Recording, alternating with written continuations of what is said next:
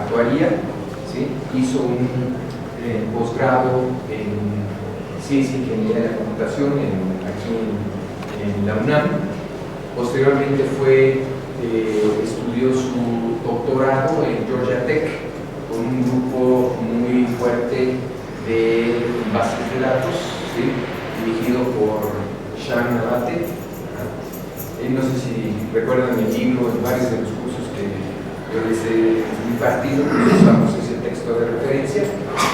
Y pues ha trabajado mucho en la industria, en particular en Teradata, y desde 2009, ¿no? Más o menos 2008, 2009 estás en la Universidad de Houston. 2006, sí. Entonces 10 años. Prácticamente 10 años ya como profesor en la Universidad de Houston, dando los cursos y liderando un grupo de base de datos, ¿no? Entonces, les presento al doctor Ordóñez, que está con nosotros aquí. Muchas gracias. Aquí más para que se distraigan, cosa que les distrae a los estudiantes, a gente, cuando doy mi presentación en Estados Unidos, en Europa y donde caiga, ¿por qué usas XP? Sí, XP. Y otra cosa que pueden notar, no digo que no tiene antivirus, no tiene nada. Bueno, por eficiencia. Por eficiencia y porque, pues aquí como aprendí muchas cosas en la facultad en aquellos tiempos, pues digamos que los virus los quito yo. Me da curiosidad. El mal, lo tomo como una distracción. Digo, sí me han caído, pero Sí. es una distracción sobre los virus. El caso es que, bueno, aquí está mi máquina, y obviamente es una máquina con un gigabyte de memoria eficientísima, como dice Javier, porque usa XP y de algún modo la máquina como que refleja cómo hacemos las cosas. En general quisiera platicar que lo que voy a presentar mucho tiene la filosofía de hacer las cosas muy eficientemente. Si no quiere hacer las cosas completamente eficientemente, digamos que las podría uno intentar en ensamblador, y aquí en la facultad era la mentalidad que existía hace, no sé si 25 años. Poco a poco eso fue cambiando y pues digamos poco a poco empezó a penetrarse, que aprendí con Javier, y empezó a cambiar la mentalidad. Entonces ahora digamos lo que más se acerca a hacer las cosas en ensamblador, pues es hacer las cosas C++, pero difieren mucho los sistemas en qué tantos recursos se usan. Entonces, digamos como punto de vista filosófico, digamos, con mi grupo desarrollo programas que tratan de utilizar los recursos suficientes. ¿Puedo cerrar aquí? Sí.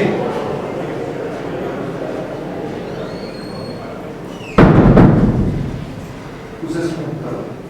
A ver si funciona. Sí.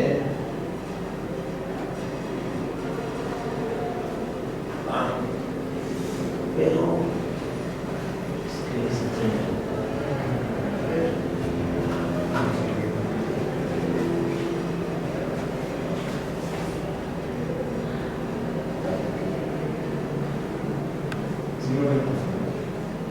no, ¿verdad? Bueno, Javier me pidió que hablara un poco. Ahí está. Bien. Ok, Javier me pidió que les diera una especie de introducción a columnas, Sí. de almacenamiento por columnas. Aquí Octavio ya dio una pequeña presentación. Entonces, nada, voy a presentar algo básico, de algunos puntos de vista que espero que sean interesantes. Esta presentación la grabé de MIT, que en realidad es de donde aprendí bien cómo funciona bien esto de las columnas. Es algo en lo que no había trabajado antes, eso, digamos que lo empecé a aprender a partir del 2013. Tengo 3 años trabajando con columnas, más o menos ya las empezamos a entender mis estudiantes y yo. Y pienso que el mejor punto de vista es al menos lo que hacemos tiene que ver más con cómo lo originó la gente del MIT. Vean que muchas de las ideas se originan de este paper que está discutido aquí y de otro paper anterior en el PLDB. Pero hay un manejado por columnas de Europa que se llama MonetDB, que también es muy bueno, también es open source y es la competencia. Estoy con los gringos. ¿Ok? Entonces, para los dos, o sea, pues, están invitados, o sea, los invito a que vean MonetDB, tienen un grupo muy fuerte también allá en Holanda, gente muy seria, ¿no? Y hacen otro tipo de optimizaciones que luego podemos discutir. Digo, porque esto se presta mucho a hacer optimizaciones con hardware que difieren de cómo lo hace esta gente de algoritmo. Entonces, lo que voy a tratar de enfatizar hoy es que es lo que lo hace distinto. ¿Okay? Entonces, voy a cubrir varios de estos puntos, pero no voy a terminar todo. Esto es una especie de mini tutorial en columnas que llevaría a 2 horas, entonces es imposible explicarlo. Entonces, voy a pasar algo rápido, de manera que se pueda entender la siguiente plática en un poco más de detalle técnico.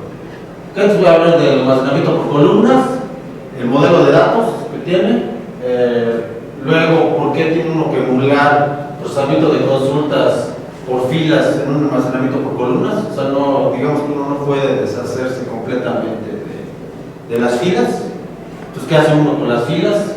Eso obviamente es muy importante el tipo de evaluación, o sea, después el tipo de optimización de las consultas.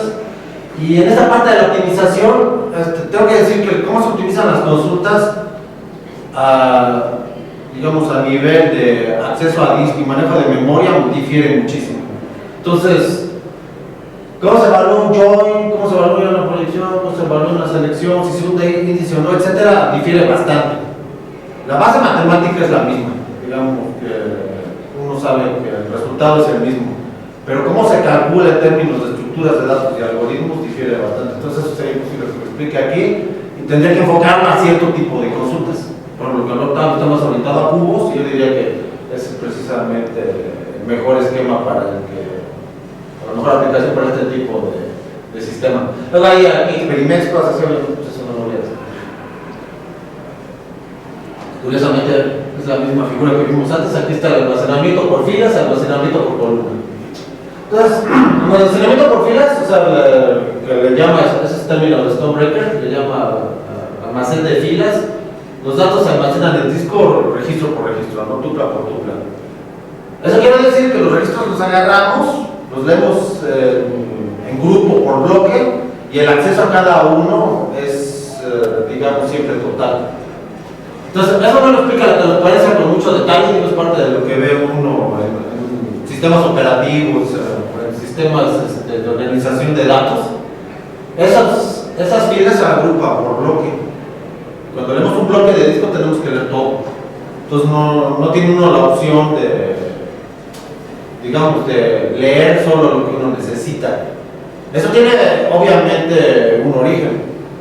Intuitivamente, ¿por qué es así? ¿Por qué tiene uno que leer y escribir, digamos, bloque de registros? ¿Por qué? ¿De dónde viene el origen? ¿Por qué no se hizo así al principio? Por ejemplo, por columnas. Yo les haría esa pregunta así para estimular su cerebro. Es que yo estoy pasando hasta cada rato, entonces me lo sé, me pone. Entonces tengo que hacer preguntas, si no yo me duermo. ¿Por qué creen que se tiene que escribir por bloque? ¿Por qué fue la primera idea que tuvieron? Y yo dije, bueno, ¿por qué no lo hacemos por columnas? Porque pues es una o la otra, ¿no? Así lo haces, cuando vemos acá la lineal, lo hacemos por tablas, por reglas, por columnas, ¿no? Entonces, ¿por qué matemáticamente algo que parece equivalente lo tenemos que decidir desde el principio de un modo? Puede ser que porque es más sencillo para nosotros interpretarlo, ¿no? Para nosotros es más fácil ver los registros en forma de tuplas que en un modelo columnar. Pues no, porque bueno, eso es como se almacena. En realidad, cuando tú lo accesas con un lenguaje de consultas o un lenguaje tipo SQL, eso queda abstraído. Eso es parte de todo el formalismo del sistema de base de datos. O sea, toda la parte del acceso a disco, toda la parte de estructura de datos queda oculta en el lenguaje. O sea que en realidad los dos, para el usuario, se ven igual. Porque usa select from. Ya que se pone a jugar así con las optimizaciones, vemos las diferencias, pero hay una razón, digamos, un poco más de fondo. Esa sí tiene que ver. ¿Sí? No puede ser porque al principio no se consideraban tanto las bases de datos distribuidas. O sea, que se pudieras guardar información en distintos nodos, ¿no? Entonces, a lo mejor queríamos actualizar un registro y pues dices, pues quiero actualizar pues, cada uno de los campos, pues es más fácil que guardes todo dentro de un bloque, pues ya nada más. Eso es exactamente la razón. Muy bien, sí. Sí, la razón primordial más que lo distribuido es que estos sistemas nacieron para actualizar información. Y cuando actualizo una información para escribir a disco, porque de modo me pregunta un poco confusa a propósito, para escribir a disco uno no tiene la opción de escribir un pedazo de un bloque. Pues un bloque físico de disco lo tiene uno que escribir completamente. Entonces, digamos que la razón primordial pues, es porque se procesaron primero transacciones, ¿no? Se procesaron primero registros y luego se volvieron transacciones. Entonces, en resumidas cuentas, desde el punto de vista de Stonebreaker, las filas son para procesar transacciones. Evolucionaron bastante y uno puede procesar consultas, puede uno hacer análisis, pero ha evolucionado tanto el análisis de datos que ya requiere algo más especializado. Entonces, las columnas son algo para facilitar el análisis. Entonces, la predicción que hizo Stonebreaker es que 10 años, si alguien procesa transacciones, nada más lo va a hacer por filas. Y si alguien hace análisis, nada más lo va a hacer por columnas. Lo cual es, digamos, una especie de afirmación bastante fuerte, ¿no? Bastante visionaria, porque pues eso implica cambiar demasiado código y demasiadas cosas. Entonces, Vertica, como compañía, nació con esa, sí, no vamos a decir, ¿cómo se le llama? Con esa profecía. Sí, como Nostradamus. Sí, va a ser. Y resulta que, bueno, los demás han seguido.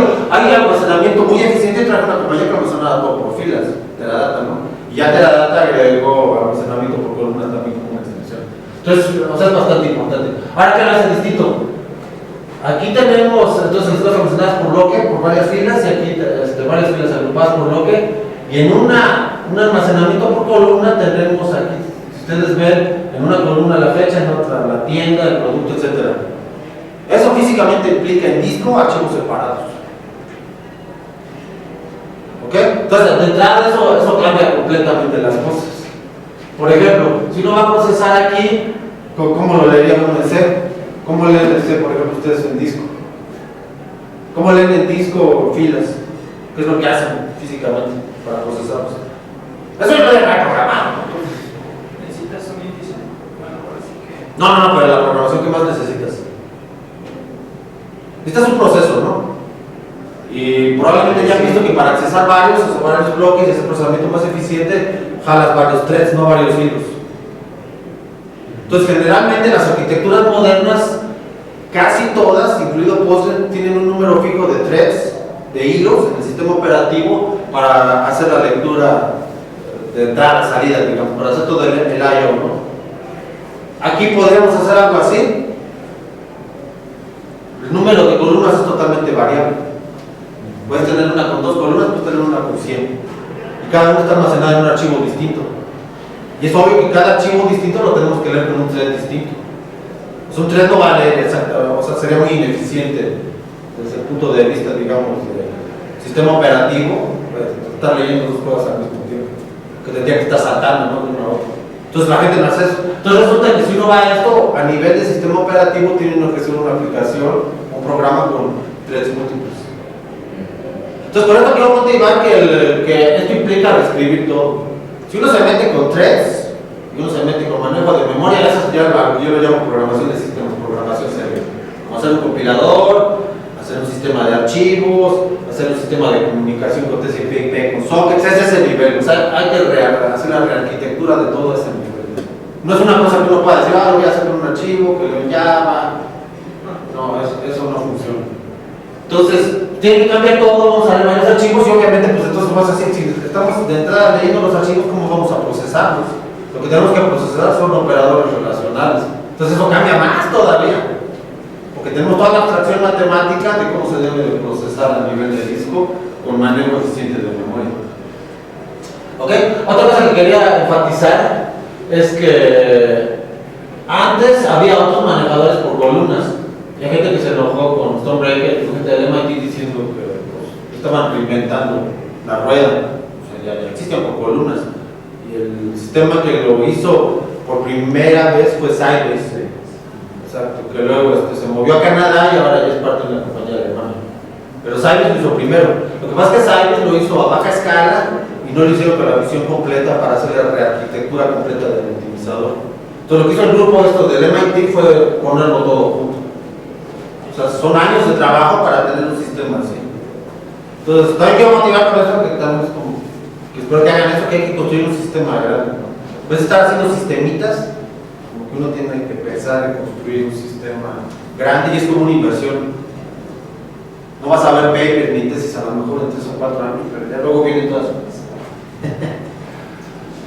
Ok, entonces como motivación, obviamente parte de la motivación, digo porque hay varias, bueno, por ejemplo, tiene un error aquí la transparencia. Si estamos seleccionando el nombre y la dirección de una tabla customer, ¿no?, de clientes, obviamente esta tabla puede tener varias columnas y solo estamos seleccionando dos, ¿no? Entonces obviamente es ineficiente estar accesando todo.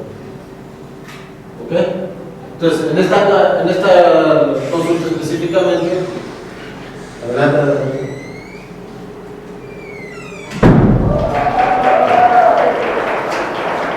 Sí, en esta consulta específicamente pues estamos accesando dos en proyección y uno para hacer selección, ¿no? Estamos accesando, digamos, tres columnas, tres atributos y quién sabe cuántos tenga costumbre, ¿no? Pues obviamente sería más eficiente tener un acceso que nada más de lo que necesitamos.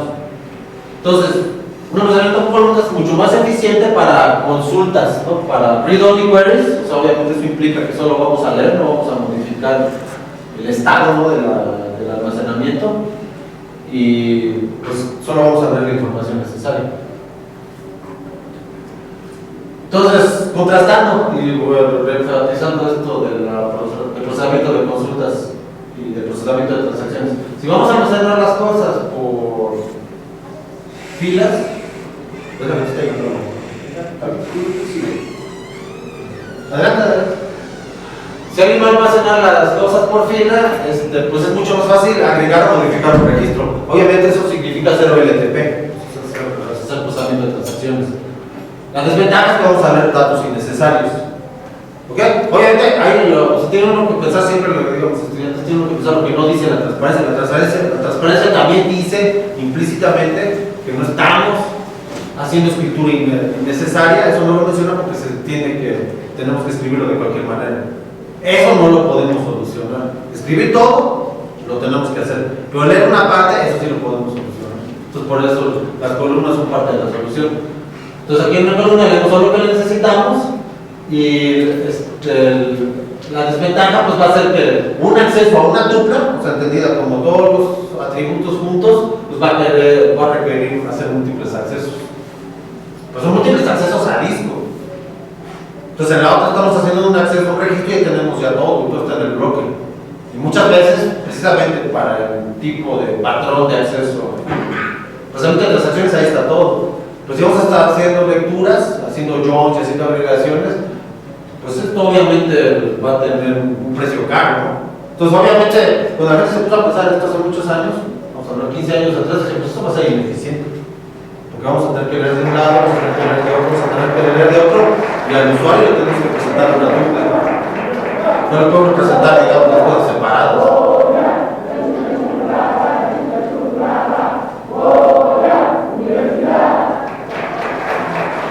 Por respeto.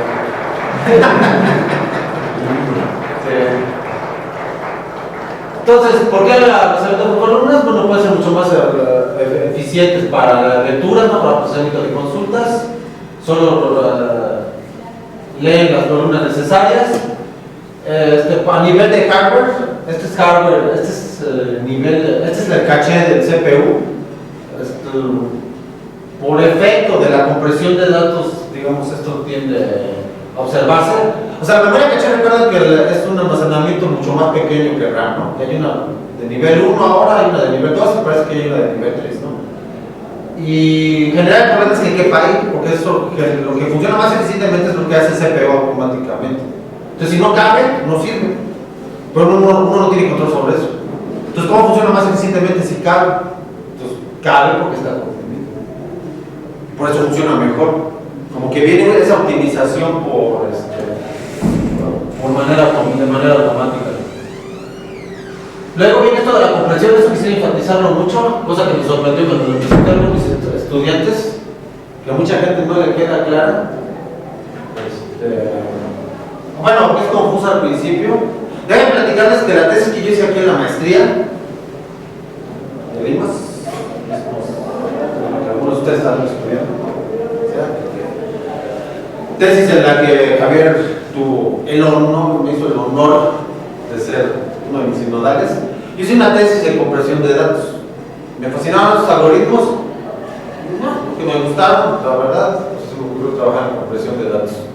fascinaba mucho eso de que uno pueda representar todo en una cadena mucho más corta y que de esa cadena podamos reconstruir todo.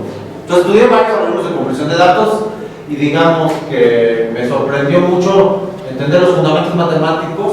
Pues estudio un poco esto en teoría de redes, de comunicaciones de redes, de cuál es el óptimo que uno puede alcanzar para comprimir datos. Entonces viene el almacenamiento por columnas y viene esta idea de la compresión. Entonces se pregunta uno, ¿será más eficiente o menos eficiente la compresión, por ejemplo, que lo mejor que podamos obtener con el WinZip o con el gzip, con el PKZip, que era lo que se utilizaba antes, con las utilerías zip, que utilizan el diccionario, los LZW, a lo mejor nuestro algoritmo, es un algoritmo muy bonito, que es como el estándar para hacer compresión de datos. Entonces yo me hice esa pregunta, ¿qué comprimirá más? ¿Esas utilerías que se han estado utilizando por décadas o ese almacenamiento por compresión que utiliza Vertical? Y lo que fue sorprendente es que esto comprime muchísimo más. O sea, por columna comprimir. Haz de cuenta que un archivo gigante así, que tienes todos los registros en un archivo CSV, vamos a poner. Agarras y lo comprimes con gzip, con el esquema mejor de compresión que tiene. Lo almacenas. Ocupa tantos megabytes o gigabytes, lo que tú quieres. Agarramos lo mismo, vemos toda la parte interna del almacenamiento en Vertica, vemos exactamente cuánto lleva eso en disco y resulta que la reducción en el gzip es al 10%, la reducción en el otro es al 1%. Eso a mí me pareció asombroso. Así que no lo podía creer, dije, wow, se le gana a esto, se le gana a utilerías de compresión, pero porque está separada por columnas. Entonces esto es súper importante, ¿no? Hay que entender, porque eso lo voy a enfatizar por cómo se almacena el procesamiento de consultas recursivas. Esta compresión no es complicada, pero se facilita mucho por el hecho de que todos los valores están juntos. Todos los valores, vamos a decir, del mismo dominio. ¿Y tiene que ver que estén repetidos? Sí, claro, por eso están repetidos y están todos juntos en disco. No, porque es muy distinto que estén repetidos, pero que estén en otras partes del disco. En este caso están repetidos en el mismo archivo. O sea, lees del mismo archivo y en el mismo archivo adentro, a nivel de C, está repetido ahí. Entonces puedes obtener una compresión asombrosa. Bueno, pero si fueran todos distintos, si todos fueran como llaves primarias, por ejemplo. Exacto, sí, claro, ahí por ejemplo no tiene mucho que hacer, pero por ejemplo ahí luego le agregaron la compresión delta, ¿no? Si sucede eso, es muy probable que tengas, por ejemplo, un número 1, 2, 3, 4, algo como un índice, y nada más almacenas el delta. Entonces no almacenas, digamos, el tratado. O sea, a fin de cuentas también aún en el caso de que sea todo distinto, generalmente hay un patrón en el que puedes representar eso por menos bits. Entonces, compresión de datos, pero no utilizan diccionarios. Es una estructura de datos básica, ¿no? No usan diccionarios. No usan hashing, tampoco. Es muy importante, eso lo voy a enfatizar. Porque esto también me ha gustado mucho, porque el consejo de Stonebreaker es que me pusiera a estudiar algoritmos y estructuras de datos otra vez. Entonces tenía razón, porque tuve que, digamos, pues reestudiar con cierto detalle técnico, pues los árboles binarios de búsqueda, la búsqueda binaria, las tablas hash, los árboles B, las listas ligadas, todo eso se tuvo que reestudiar. Oye, es un curso que también doy, ¿no? Pero tiene mucho que ver en cómo se hace esto. Quiero que hacer esa manipulación de todos estos conocimientos básicos, pero con disco. Entonces pienso que es muy interesante. Obviamente hay un precio, ¿no? Si vamos a hacer esto, no va a haber ningún manejador de columnas que sea eficiente para hacer procesamiento de transacciones. Entonces, ¿eso qué significa en términos prácticos? Si usted tiene una compañía, si usted trabaja en una empresa, o se van a un laboratorio, a un lugar donde se haga algo de investigación, van a necesitar dos. Necesitan uno para las filas y uno para las columnas, para simplificar las cosas. Lo cual es bueno, ¿no? Porque van a tener más chamba. Utilizar uno, otro utilizar el otro. Y creo que si ustedes han trabajado con esta área, les interesa, ya se habrán dado cuenta que especializarse, conocer quizás bien un sistema, les va a llevar, no sé, probablemente al menos unos 5 años. Yo trabajé 8 años con Teradata desde que inicié, digamos, y Creo que ya después de 8 años más o menos lo empecé a entender bien. Este precio de comprensión tiene que ver con la Stonebreaker, que puso hace un momento de que el análisis de datos se ocupa más el columnar y el de filas se ocupa más para transacciones. Stonebreaker, o sea, se fijó que para hacer lecturas necesitamos leer las cosas y pues hay patrones que se repiten. Entonces, si esos patrones se repiten y ese acceso es algunas columnas, no todas, un almacenamiento por columnas es mejor. Pero Stonebreaker dijo, o sea, si lo va a almacenar uno para hacer inserción de filas, o sea, para hacer esto, el column store es malo. O sea, lo que dijo Stonebreaker, necesitas reescribir todo. O sea, no puedes parchar el sistema y decir, ya voy a almacenar por columnas. Tienes que borrar todo, contratar programadores nuevos, o a lo mejor tener estudiantes nuevos, ¿sí? Etcétera, y es simplemente volver a escribir todo completamente. Entonces Postgres es completamente, toda su base en C es una y todo lo que es Vertica es otra. Claro que debería decir, o sea, el parser con el que se hace el análisis sintáctico del select, eso sí lo reusaron. Y un poco con el prof, no sé si lo han usado, con el que se transmite las consultas y uno ve el catálogo y todo. Eso lo usaron, ¿no? Pero digamos que es muy a nivel lógico. Toda la parte del acceso se reescribió completamente. En fin. Y luego pues también pues dice aquí que pues, va a haber una larga guerra entre almacenamiento por filas, almacenamiento por columnas, y pues este paper, que les aconsejo que lean, es posterior al paper original sobre almacenamiento por columnas, trata de dar una visión balanceada. Ok, a ver qué más déjame ver, esto voy a parar por aquí. Vamos a decir que voy a parar hasta esta transparencia ya para hablar de las consultas recursivas. El almacenamiento por columnas no implica que cambiemos las cosas en SQL. SQL es un lenguaje estandarizado y digamos sería demasiado riesgoso para cualquier compañía o para cualquier persona que construye un sistema por poner un lenguaje nuevo. O sea, SQL se entiende bastante bien cómo se debe de evaluar. Y hay cantidad de gente ya de cualquier curso, no solo de aquí de la facultad, pero digamos de gente que estudia administración de empresas, ingeniería, etcétera, que se enfrentan a un sistema de base de datos y sí saben hacer X, y saben hacer joins básicos, y saben hacer group bys básicos, y no son gente de computación. O sea, hay cantidad de gente que ya sabe SQL y no tienen formación de computación, pero casi nada, ¿no? Computación básica, ¿saben? Word, Excel y SQL básica. Sí. Entonces, no digo, eso lo quiero enfatizar porque pues SQL lo utiliza gente. Eso no quiere decir que puedan hacer consultas complicadas. Pero muchas cosas, si hay las tablas y las vistas adecuadas, pues sí lo pueden hacer ellos, sin ayuda de nadie. Ya, o sea, tiende la computación a que la gente haga sus propias cosas, ¿no? Que no dependan del experto. Entonces, el modelo relacional lógico es el mismo. Definimos las tablas y cada tabla tiene sus columnas. Algunas de esas columnas, un subconjunto de ellas va a ser la llave primaria. Eso no cambia. Entonces, a nivel lógico va a ser lo mismo. Entonces, la tabla va a ser una colección de proyecciones. Ahí es donde empiezan las diferencias. Esa la proyección viene obviamente del álgebra relacional, ¿no? Tenemos que seleccionar un subconjunto de columnas. Ahora, ¿cómo es la proyección? Recordando cómo es el álgebra relacional. Cuando tomamos una proyección, ¿tomamos todas las filas o no tomamos todas las filas?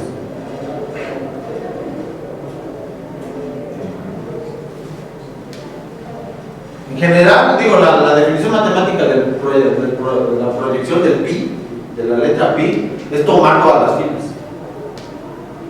Esa es la definición matemática, o sea, que el cálculo matemáticamente hablando se hace con las filas. Eso es muy importante porque eso facilita muchas cosas. No nos preocupamos por seleccionar cosas.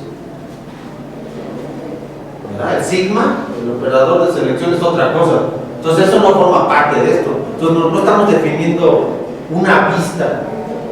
Es como una vista muy especializada. Entonces esta proyección pues va a ser algo que va a ser fundamental para el almacenamiento por columnas. Ahora, si tenemos una tabla, no me gusta la N porque la N se usa para el número de registros. Hay ciertas cosas de las que estoy así medio quisquilloso. Me gusta más hablar de M atributos o D atributos. Entonces, si tienen D atributos basados en lo que acabo de explicar, también se tendrán cuántas proyecciones podemos tener. No, proyecciones. ¿Cuántas proyecciones posibles hay de atributos? Lo acaba de mostrar Octavio. Las combinaciones ¿Esas cuántas son? ¿Cuánta es la suma del triángulo? Exactamente. Toda la suma de todos esos números que mostró Octavio en el lápiz, precisamente son 2 a la D, y la demostración es súper sencilla, porque la vimos aquí en la facultad 2 o 3 veces en varios cursos. Es muy importante enfatizarlo porque son demasiadas. Otra cosa que tienen las proyecciones es que si se acuerdan del látiz, bueno, obviamente esto mostrar aquí, digo, eso lo menciono porque lo mencionó Octavio, es que el látiz tiene a hacerse gordo en medio, de a la 2. O sea, empezamos en extremos con 1, y a medida que los acercamos en medio van y van creciendo las combinaciones. Pero precisamente esas tienden a coincidir con las proyecciones que utilizan los usuarios. Entonces, ¿qué sucederá si tenemos 2 a la D? Tenemos que construir 2 a la D proyecciones. Serían muchísimas, ¿verdad? ¿No serían muchísimas 2 a la D?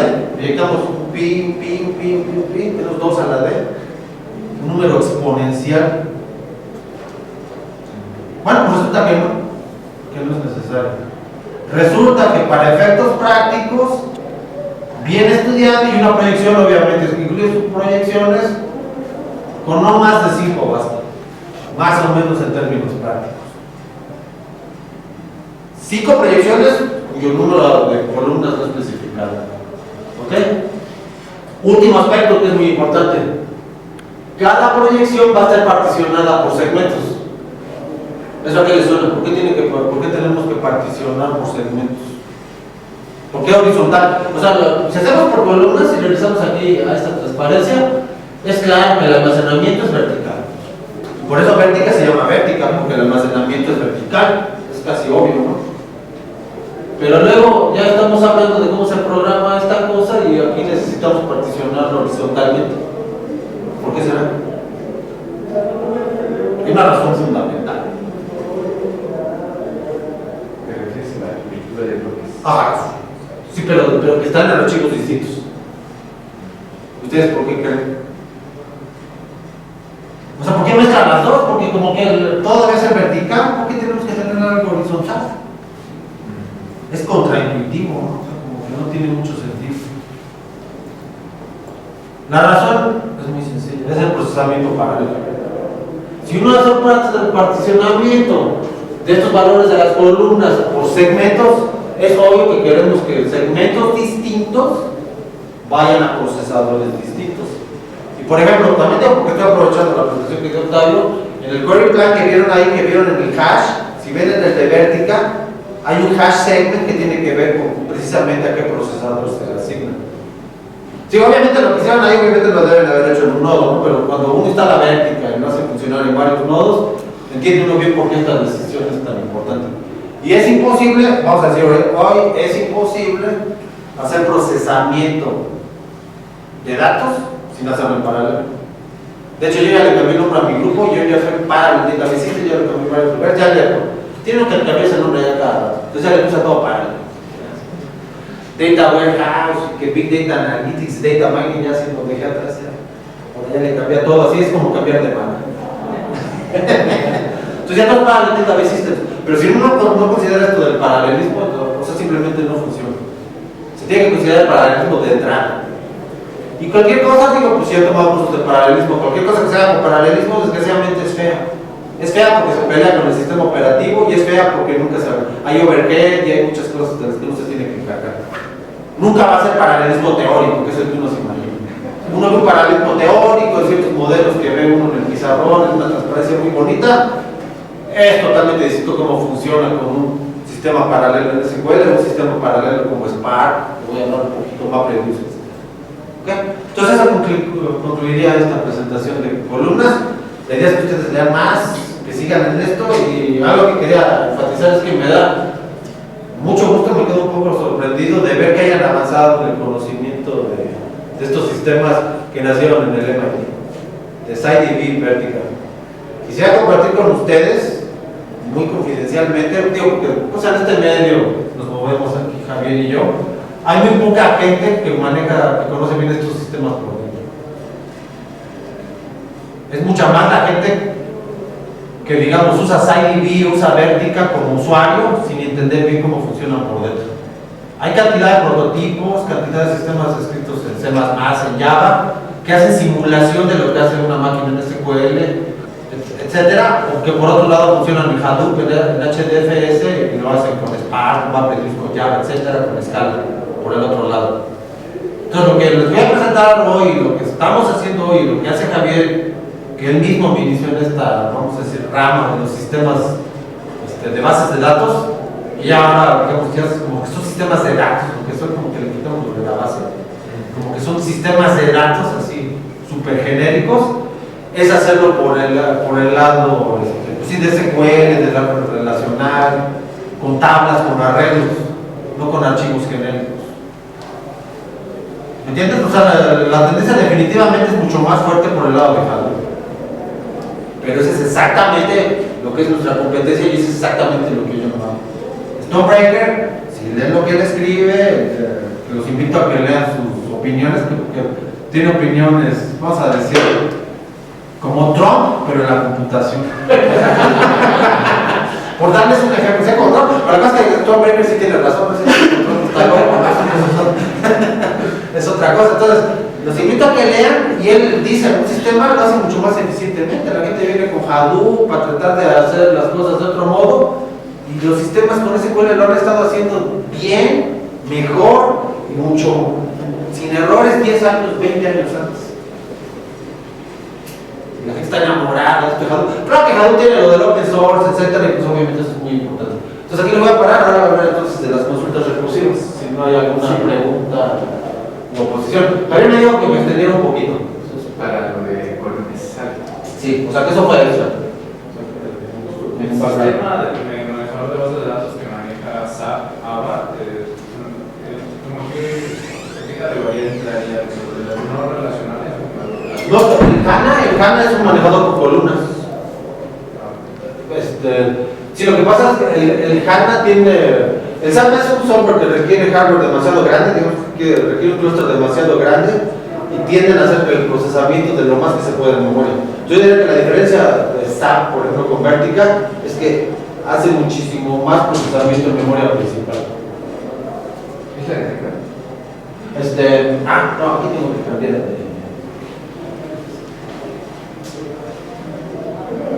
sí.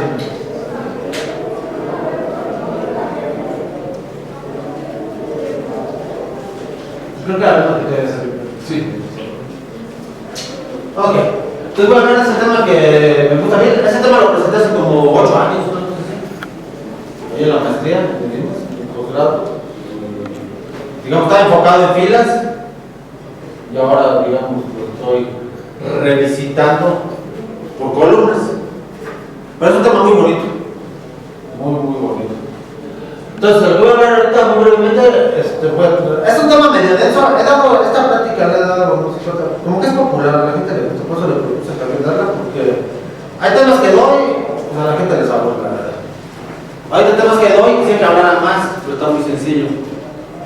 Este tema es un tema complicado que ha gustado mucho, pero tiene demasiados detalles técnicos que a lo mejor no vale la pena ver, entonces depende aquí qué tan cansados los vean. Ya, digamos, aquí a los 35, 40 minutos ahí decidimos. Digamos que es un tema que se mete, lo que me fascina de este tema es que se mete a fondo a resolver problemas muy, muy importantes en el aspecto teórico y en el aspecto de sistemas. Haciendo la aclaración, creo que mucha gente se confunde, que yo soy una persona de sistemas, no hago teoría. Hay gente que hace teoría, pero una persona que hace teoría es una persona que se la pasa demostrando teoremas, lemas, y bueno, conozco gente que hace teoría de computación que no ha programado en años. Tendrá 5 años que hizo así, digamos, su último programa serio, ¿no? A lo mejor hacer una cosita pequeña en Python, ¿no? Una cosa así, pero de ahí en fuera no programa, ¿no? Eso es teoría pura. Entonces, eso es teoría, ¿no? Voy a platicar definitivamente más de programación. Porque luego parece que es muy teórico. No es tan teórico. Primero que nada, ¿cómo nació este proyecto? Cuando conocí a Stonebreaker hace 3 años, la idea que él tenía era comparar sistemas. Y siempre ha habido oposición a sus sistemas, inclusive a POSIX, como un sistema muy eficiente para hacer procesamiento de consultas. Entonces, vamos a decir que el proyecto, con estos proyectos cuando inició hace 3 años, entre varias personas, varios investigadores, varios profesores, estudiantes que estaban con él, era tratar de entender varios sistemas paralelos para analizar datos. ¿Eso qué incluye?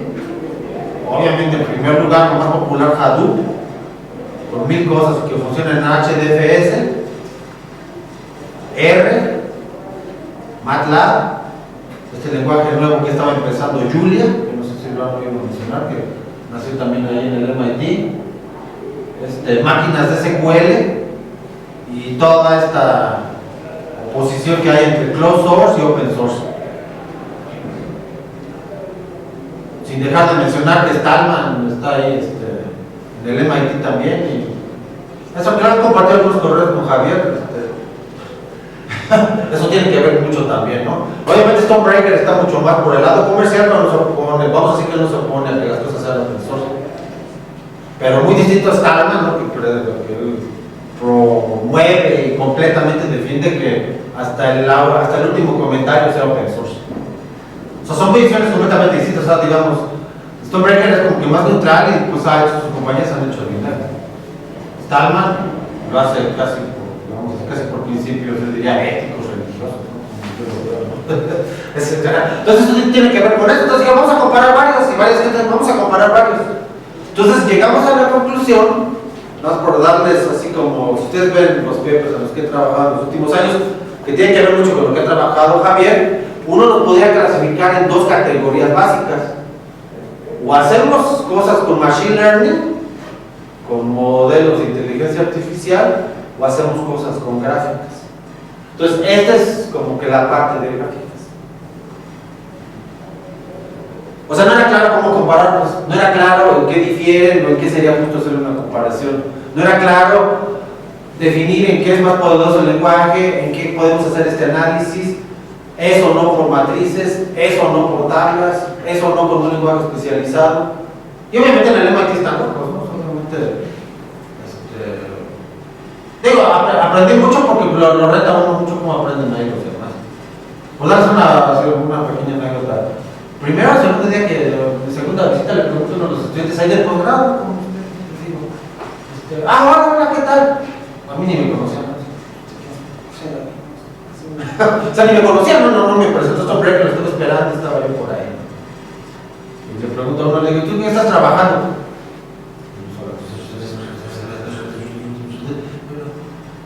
Ya después como de 20 minutos, o sea, siento que sí, bueno, ya claro te puedo decir lo que hago yo. O sea, están tan emocionados con lo que hacen que no te dejan de hablar. Entonces se tiene que meter ese nivel, ¿no? O sea, te empiezan a avanzar, etcétera, etcétera, y pues hemos construido esto. Entonces, hoy por hoy, al menos, creo que los estudios más serios que hay, comparando estas cosas que nacieron de este proyecto, es lo que hemos hecho aquí en la Universidad de Houston. Stonebreaker, por ética, dijo que él intelectualmente no aportó ninguna, ¿cómo puedo decir? Ninguna contribución científica y se negó a ser coautor. Me dijo, está bien, me puedes poner en agradecimientos, pero como en realidad todo el código lo programaron tus estudiantes, todo el código lo hiciste tú, y tú hiciste todas las comparaciones, y yo no me merezco ser coautor. Sí, porque digamos, él debe estar de coautor de todo esto. Pero dijo, no. Ya luego me dijo, no, ni me interesa. Oye, ya tiene tantos papers, hablando del premio Turing el año pasado. O sea, yo un paper más, o sea, ya no le interesa, ya está pensando en otras cosas.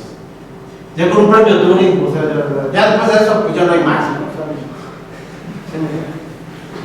Entonces, lo enfatizo porque es un tema muy bonito, ¿no? Y nació totalmente de una inspiración de Mike Stonebreaker. Entonces, originalmente la idea era comparar filas con columnas. Y de algún modo lo que vimos con los cubos antes, pues era la misma idea. Pero quedaba un poco confuso si debíamos comparar arreglos o no. El problema con los arreglos es que los arreglos se tienen que procesar de una manera distinta. Entonces, se preguntaría uno, entonces lo que yo proceso por arreglos, ¿lo puedo yo procesar como lo proceso por filas o columnas? Y resulta que se parecen, pero no, hay diferencias fundamentales. Ese sería el problema. Y el segundo aspecto es que empezamos a estudiar varios problemas de análisis de gráficas. Ya saben, cuando empezamos a estudiar problemas de gráficas, tarde o temprano acabamos con problemas de NP completos. Pues es una gama demasiado amplia. A mí este tema me fascinó siempre y tiene relación con otro tema que estaba haciendo, con este de la matriz gamma. Entonces yo dije, no, pues vamos a estudiar consultas recursivas. ¿Ok? O sea, hay muchísimas cosas de gráficas, pero vamos a decir que las consultas recursivas son bastante importantes. ¿Ok? Entonces esto ya lo mencioné, esto empezó en el 2013.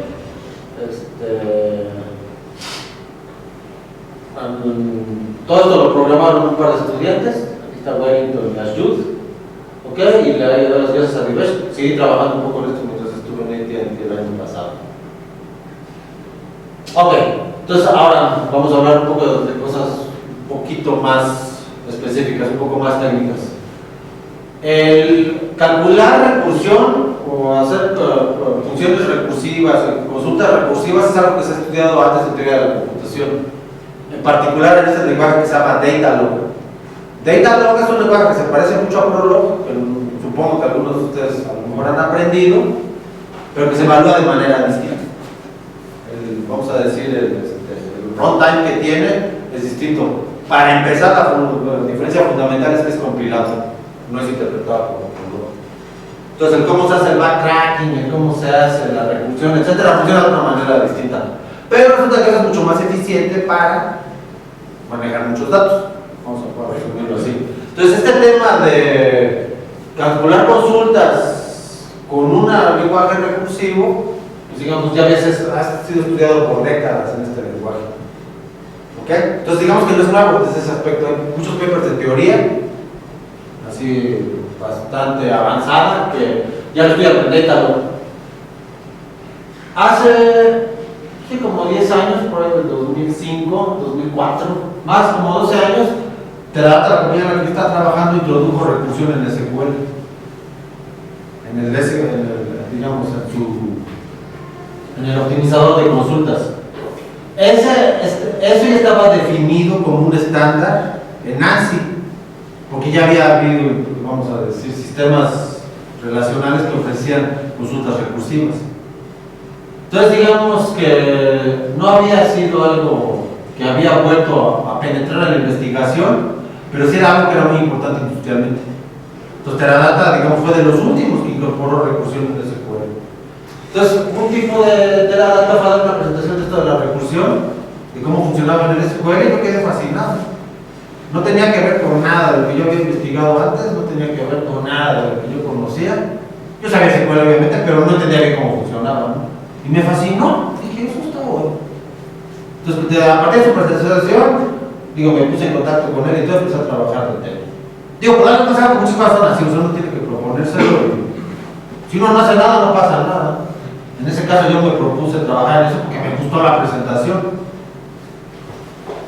Entonces me puse a trabajar en esto y me empecé a dar cuenta que con lo que tenía más sentido era con algoritmos de gráficas. Con problemas de rutas, de reachability, que no sé cómo lo traducen en español. Un vértice sea alcanzable de otro vértice, análisis de vecindades, etcétera. No hay muchos otros problemas, muchas cosas con gráficas. Tarde o temprano uno se da cuenta que si uno va a trabajar con gráficas, casi con cualquier gráfica, la complejidad del Big O va a ser cúbica. ¿Esto por qué creen que es? ¿Por qué es la complejidad cúbica? ¿Por qué? Consulta recursiva, la recursión siempre. No, piensa en la gráfica, no olvídate de, estamos hablando matemáticamente. No existe ese juego. En Java, C++, en MATLAB. ¿Por qué hay una complejidad cúbica? Si tienes n vértices, ¿por qué es n cúbica la complejidad? Por las combinaciones de... Pero eso ya sería 2 al aire. Obviamente ese ya estaría en el NP completo. Yo te hablo de lo que está abajo. polinomial todavía. Ajá, polinomial todavía. La inferior, pero la inferior es al menos cúbica. Si piensan un poquito, que es un poco el punto de vista que tengo aquí, es que tiene que ver con matrices. La complejidad estándar de la multiplicación estándar, la multiplicación de matrices es el cubo. Esa es la razón. Y cantidad de problemas de gráfica tiene que ver con multiplicar matrices.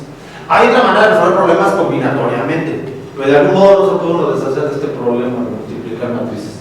Y como lo vamos a entender hoy es un poco multiplicando matrices, no tenemos este tema de multiplicar matrices que lo aprendimos en el segundo año de la carrera. He vuelto a reaprender multiplicación de matrices. ¿Ok? Y lo último que quisiera enfatizar es que cuando uno se puede utilizar consultas recursivas, vamos a decir, si uno hace consultas para hacer procesamiento de transacciones, son relativamente fáciles de optimizar. Si uno hace consultas sobre una base de datos transaccional, por ejemplo, para buscar un cliente, buscar un teléfono, una cosa así, calcular promedio de un estudiante, digamos, calcular algo sobre un subconjunto de registros, es más o menos fácil. Si quiero analizar tendencias, que es por ejemplo cubos, eso es definitivamente mucho más difícil. Ya hay un salto, ¿no? Cuando uno habla de cubos. Entonces se preguntaría uno, ¿son cubos lo más difícil que hay? No. Entonces resulta que las consultas recursivas van todavía un paso más después de los cubos. Ese sería el punto. Entonces, como yo defino el tema aquí, como estudiados, es un tema más difícil. Vamos a decir que estas consultas Select Projection, ¿no?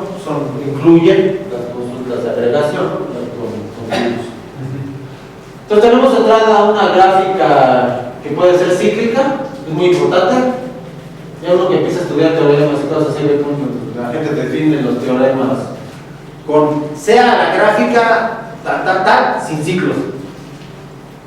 Entonces, hace una demostración preciosa que uno no alcanza a entender, pero viene y pone la suposición, dice que no debe tener ciclos. Pues no es cierto, o sea, no es cierto en la realidad, en un sistema de datos hay ciclos, muchos ciclos. Ustedes van del sitio de internet a un sitio y pueden regresar al otro. Ustedes pueden tomar un avión a una ciudad y de esa ciudad regresan a la otra, ya un ciclo. Entonces, cantidad de teoremas no se cumplen. Y eso complica mucho las cosas, entonces eso está muy enfatizado ahí, ¿no? La gráfica puede tener ciclos. Otra cosa que es muy importante es que la gráfica es dirigida. Porque cuando estudiamos gráficas en matemáticas discretas o teoría de gráficas, entonces que hay gráficas dirigidas, gráficas no dirigidas. ¿No? Y vemos que si las resultados por matrices, una tiene la matriz simétrica, la otra no, etc. Entonces, ¿cuál es más general como representación? Pues la dirigida. Con una dirigida podemos representar una no dirigida. Pero con una no dirigida no podemos representar las otras, ¿no? Entonces tiene que ser a fuerza dirigida. Y luego pues tenemos aquí el conjunto de vértices, aquí está B y N, el conjunto de vértices y aristas. Los vértices los numeramos de 1 a N minúscula. Y el almacenamiento de aristas le vamos a llamar N. Luego lo cambié a M en unos papers. No sé si lo cambié aquí en la transparencia, pero en los papers luego lo cambié a M, pues, como más común en teoría de gráficas. Y los problemas de los que vamos a hablar hoy específicamente, muy brevemente, va a ser el calcular la cerradura transitiva y calcular la matriz potencia. Ok, muy brevemente platicado, digo porque cuando esta plática supongo que ya tomaron un curso de teoría de gráficas o de matemáticas discretas, quizás ya habían muchos problemas.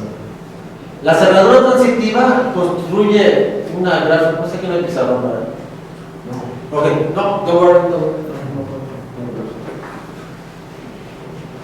Con la cerradura transitiva vamos a construir una gráfica, vamos a llamarle G', vamos a tratar de imaginarla mentalmente, donde el conjunto de vértices va a ser el mismo.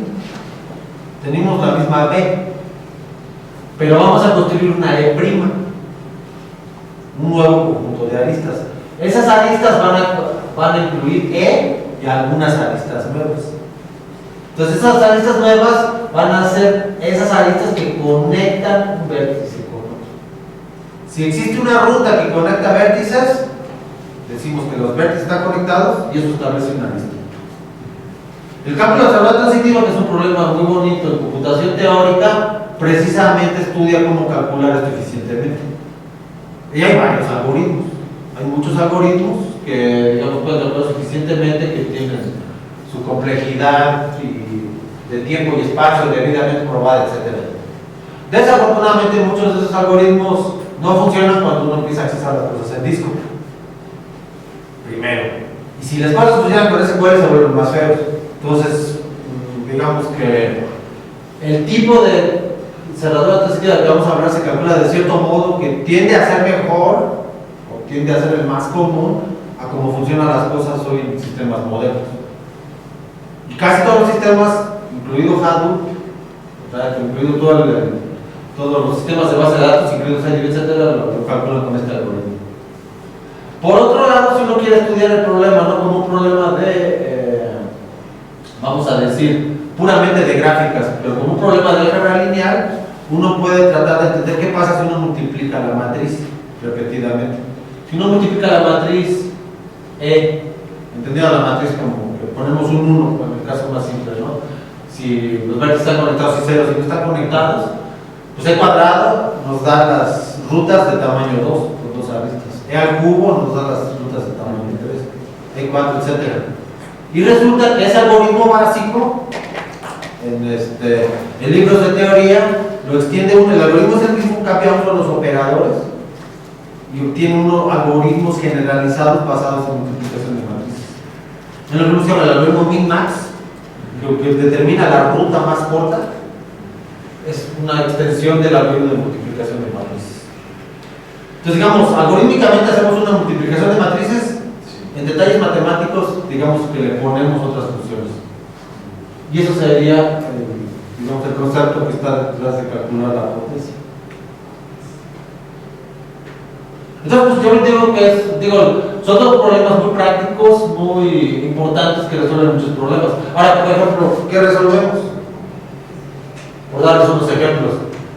Si estos son cities, por ver las vértices son ciudades, son, por ejemplo, en este caso, rutas o carreteras, o por ejemplo, vías de conexiones de avión, podemos preguntarnos, ¿hay una manera de llegar de San Diego a Nueva York?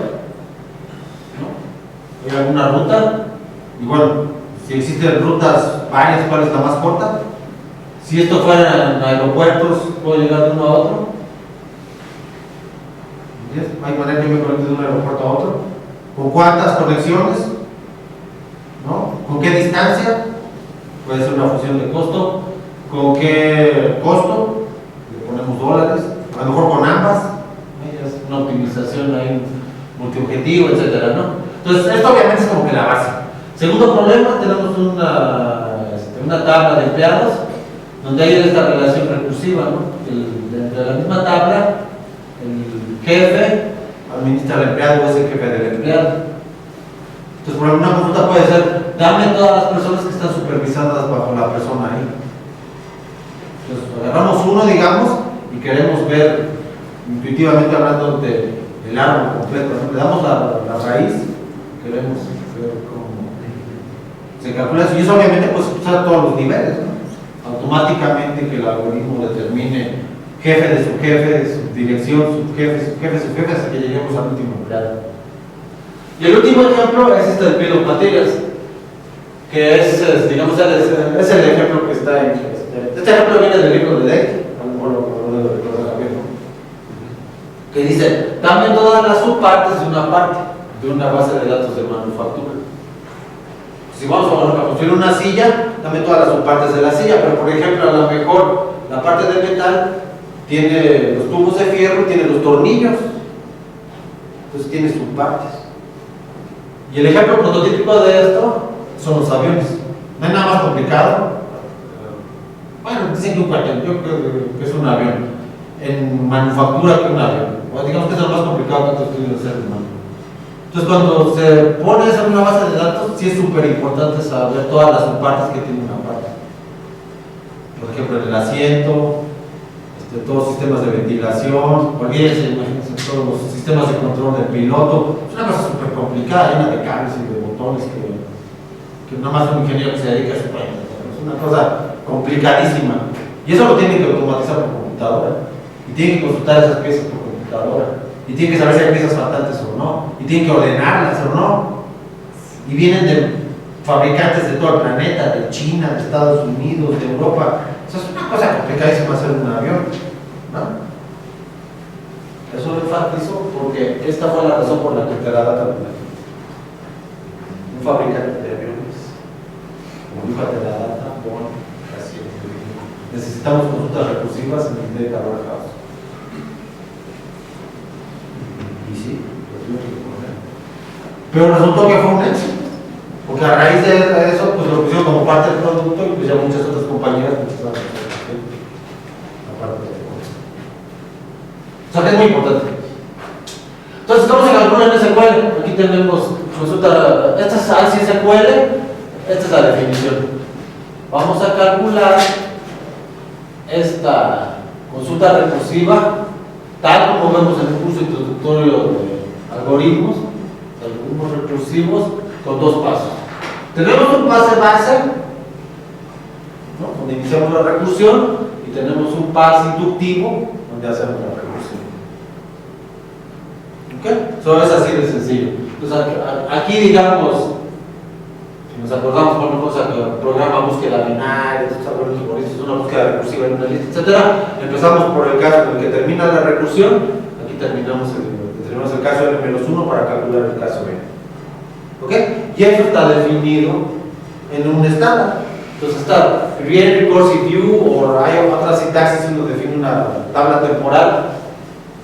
With, ¿no? Ya defino as, ¿no? Entonces ya defino, que es equivalente a esto, defino la consulta recursiva. Hay algo que enfatizo siempre que doy en la plática. Lo que hace el problema tratable y, digamos, resolvible en SQL es el hecho de que R aparece una vez adentro de la recursión. Eso es muy importante enfatizar. Si esto lo vemos como una producción, una regla gramatical, una gramática libre de contexto, pues ya lo habrán visto porque está totalmente relacionado con eso, deben de recordar que las gramáticas libres de contexto con recursión lineal definen exactamente los lenguajes regulares, ¿no? Para recordar eso es como vamos a decir, una recursión básica, nada más aparece una vez. Entonces, con eso podemos calcular varias cosas. Obviamente se pone a preguntar, bueno, si hacemos un join recursivo una vez, la gente que hace teoría se pregunta, ¿vamos a calcular todo? No puedes calcular todo, pero resulta que lo que puedes calcular es el 90 al 95% de lo más importante.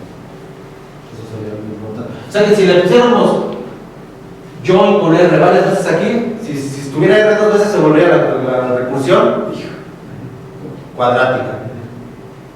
Si lo pones 3, cúbica, etc. No, pero recordar esto porque lo conocen esto. Las preguntas, ¿qué recursión cuadrática básica recuerdan ustedes? Bueno, la primera, la fundamental, cuando está todo el curso de algoritmos, ¿cuál es la primera? La recursión básica con la que uno aprende la primera vez.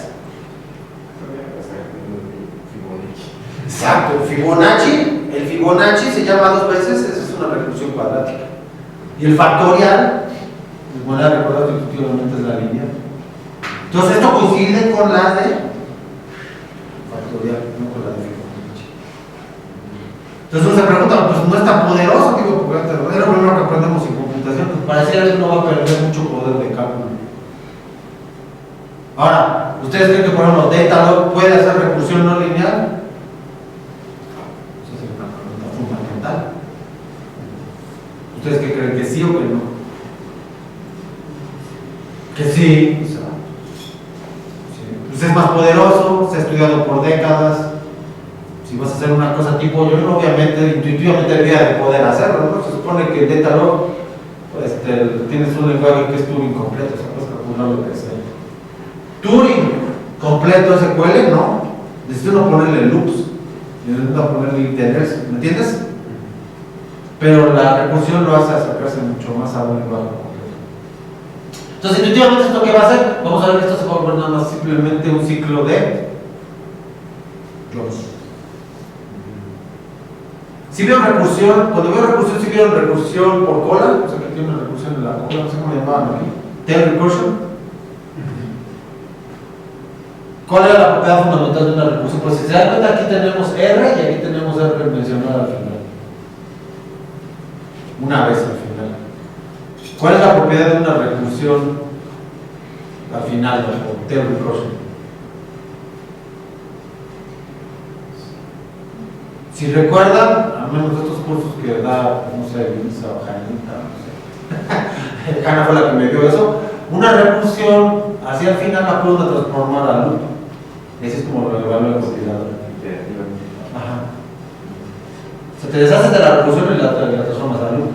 Y del loop puedes usar la recursión. Por eso se hace así. Entonces, en realidad es una recursión muy sencilla. Hay gente que si ustedes se ponen a leer que dice que esto no es recursión. Pues es tan sencilla que no califica como recursión. Porque es nada más un loop de Jones. Pero bueno, resulta que sí calcula cosas interesantes y obviamente resuelve varios problemas prácticos. Entonces, la cerradura transitiva, ¿cómo se calcularía? Seleccioname todos los vértices distintos I, J, o sea, todos los pares tales que están conectados por él. Y R es lo que calculamos recursivamente. Y ya, esa es la cerradura transitiva. Es sencillísima. Ahí tenemos eso. Eso ustedes lo programan en C++, en Java, etcétera. Con arreglos es muchísimo más complicado. O sea, esto, digo, no más son dos tres pares. Le dan copy and paste en Postgres, en SQL. Obviamente, en Vertica no funciona. Vertica no tiene consultas recursivas. Entonces, parte de la razón por la que este paper, digamos, fue aceptado es porque explica cómo se evalúa en Vertica. Que Vertica no tiene consultas recursivas. Yo creo que sí lo van a poner, ¿no? Pero como es algo complicado, digamos que no lo han hecho. Por el lado de las potencias, aquí tenemos E a la potencia 1, E a la potencia 2, E a la potencia K. Entonces lo que hacemos simplemente aquí es tomar la profundidad de recursión, par de vértices, calculamos cuántas rutas tenemos, calculamos en este caso la distancia, en este caso estoy tomando la distancia máxima, pudiera haber sido la distancia mínima, y hacemos un group by por estas tres cosas, ¿no? De I con J. Entonces esto me da la matriz E, la matriz al cuadrado, la matriz A cubo, etc.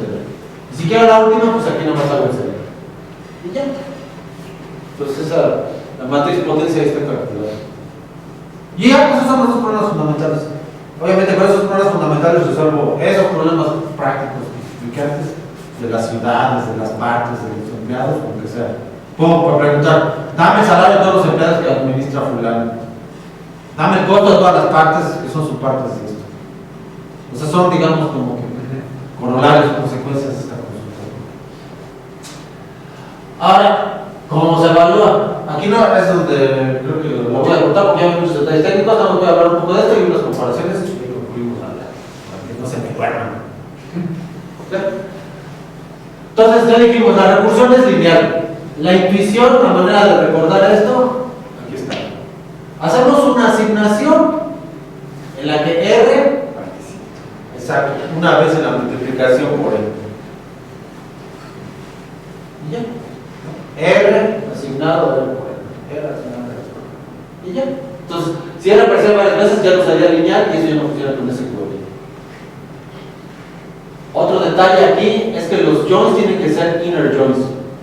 Y claro, los natural joins en particular, no joins naturales. Los outer joins obviamente sabemos que son no conmutativos, entonces depende si lo ponen a la izquierda o a la derecha, entonces eso introduce muchos problemas en la evaluación.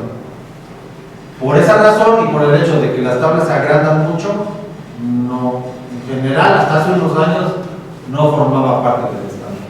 Solo puede ser joins internos. Segundo aspecto, no puede haber negación. Cuando uno puede, ¿por qué tenía que estudiar cosas de data, no? Que por cierto, Divesh su tesis doctoral fue de data, ¿no? Si él piensa en data, ¿qué sabe? Bueno, resulta que cuando uno introduce negación en un lenguaje de consultas, la evaluación se vuelve muchísimo más complicada. ¿Okay? Y en data luego hay una cosa que le llama negación estratificada, que lo hace más eficiente pero que es medio complicada de entender. En resumidas cuentas, si uno le pone un not, digamos, al SQL por dentro, eso complicaría muchísimo las cosas.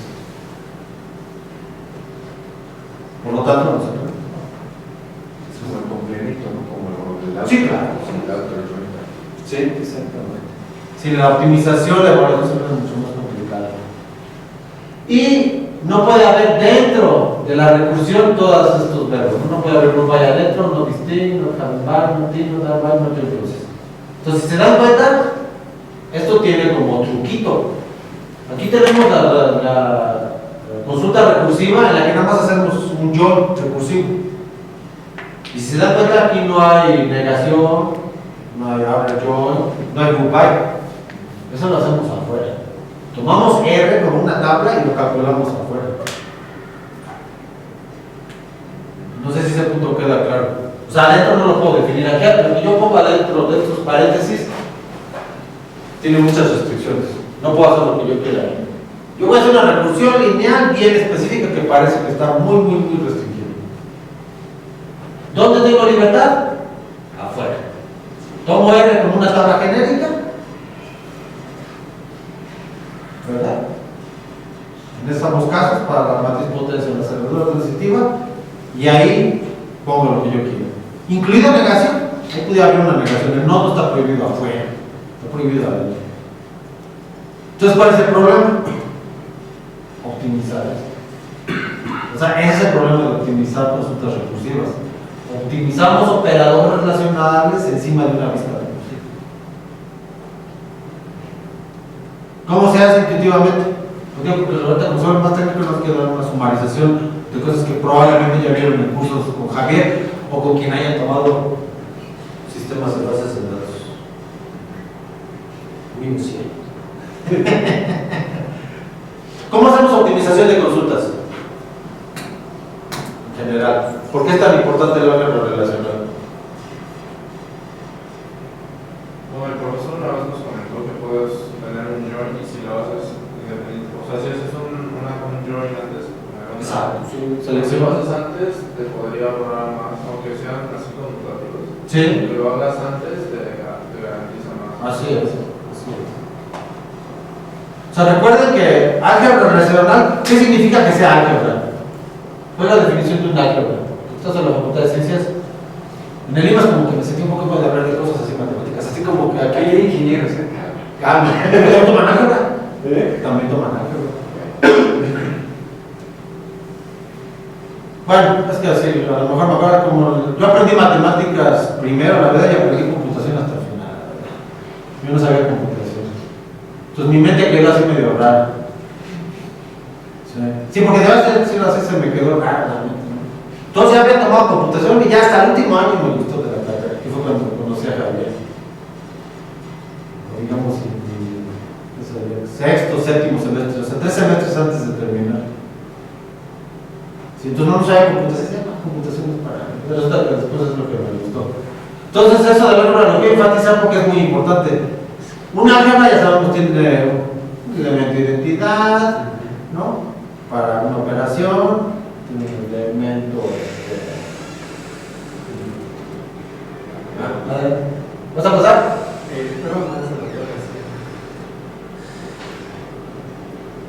No.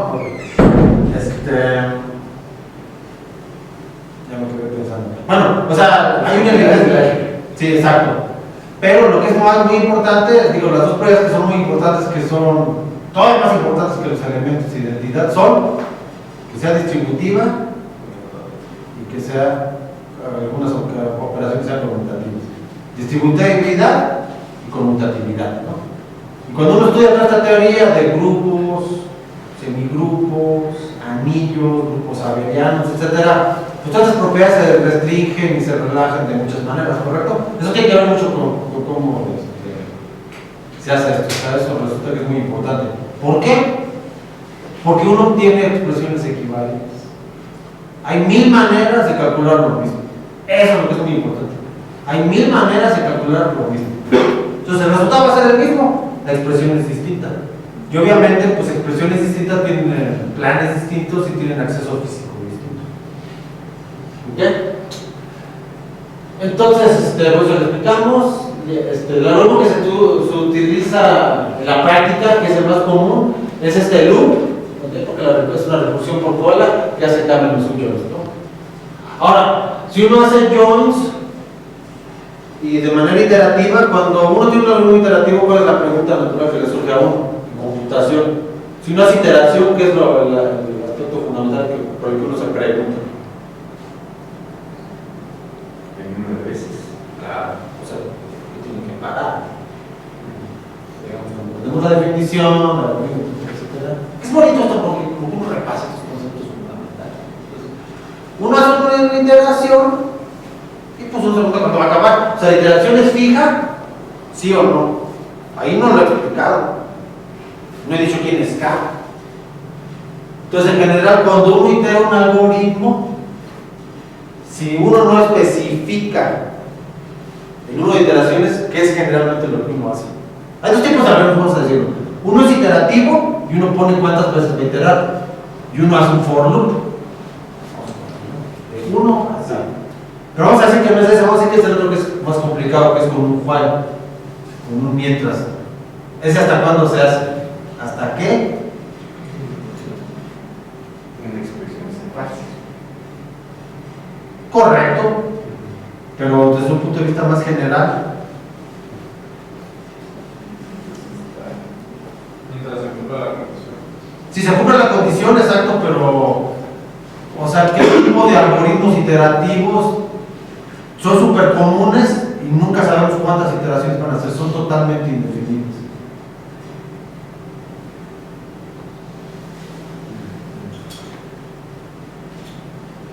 Son algoritmos que se salen del terreno discreto.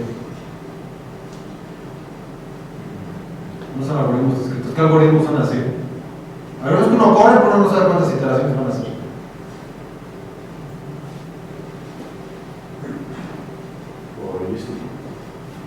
Hay algunos, pero más general.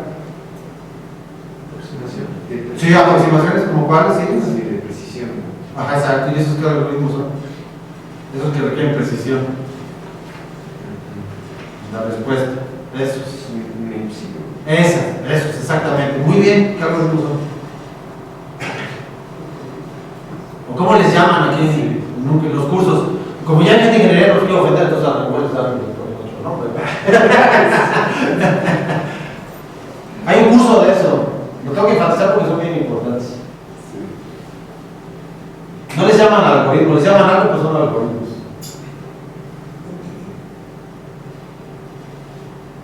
Por ejemplo, con el que saca uno la raíz cuadrada, con el que uno saca una aproximación de pi,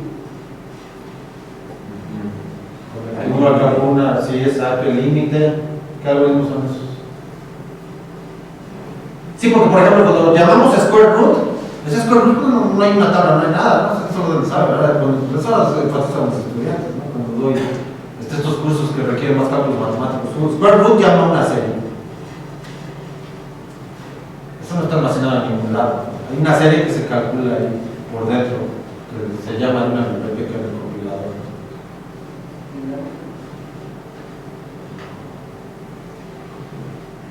Por ejemplo, con el que se factoriza una matriz, que se ve en la álgebra lineal, unos algoritmos con los que uno tiene que descomponer la matriz entre una matriz triangular, otra matriz diagonal, y ve uno ahí la forma de Householder, la forma de Koleski. Me tengo que poner todas esas cosas. Esas fui a la facultad y resulta que ni me ves aquí tus cosas acá. Me fue una vez aquí de milagro y no, me tengo que volverlos a exponer. Son los métodos numéricos. Unos métodos de Newton, los límites, las series, pero vamos a decir que toda esta familia de algoritmos son métodos numéricos. O sea, son algoritmos, lo que pasa es que tienen un fundamento muy matemático y tienden a ser vistos nada más desde un punto de vista de cálculo y de matrices. Pero son algoritmos numéricos, podríamos llamarlos. El curso aquí se llama métodos numéricos, no sé si todavía tiene el mismo nombre. O análisis numérico, métodos numéricos. Sí, con Pablo Correa. Exacto, sí. Creo que la daba, sí, la daba también ese curso. Ahorita no me acuerdo el nombre de la profesora con la que yo lo tomé. Lo que es importante es que cómo iteran los algoritmos. Iteras hasta que llegas a ese epsilon. ¿Y qué dices del algoritmo? Itera hasta que la diferencia entre iteraciones consecutivas sea menor que epsilon. ¿Y a eso cómo le llamas?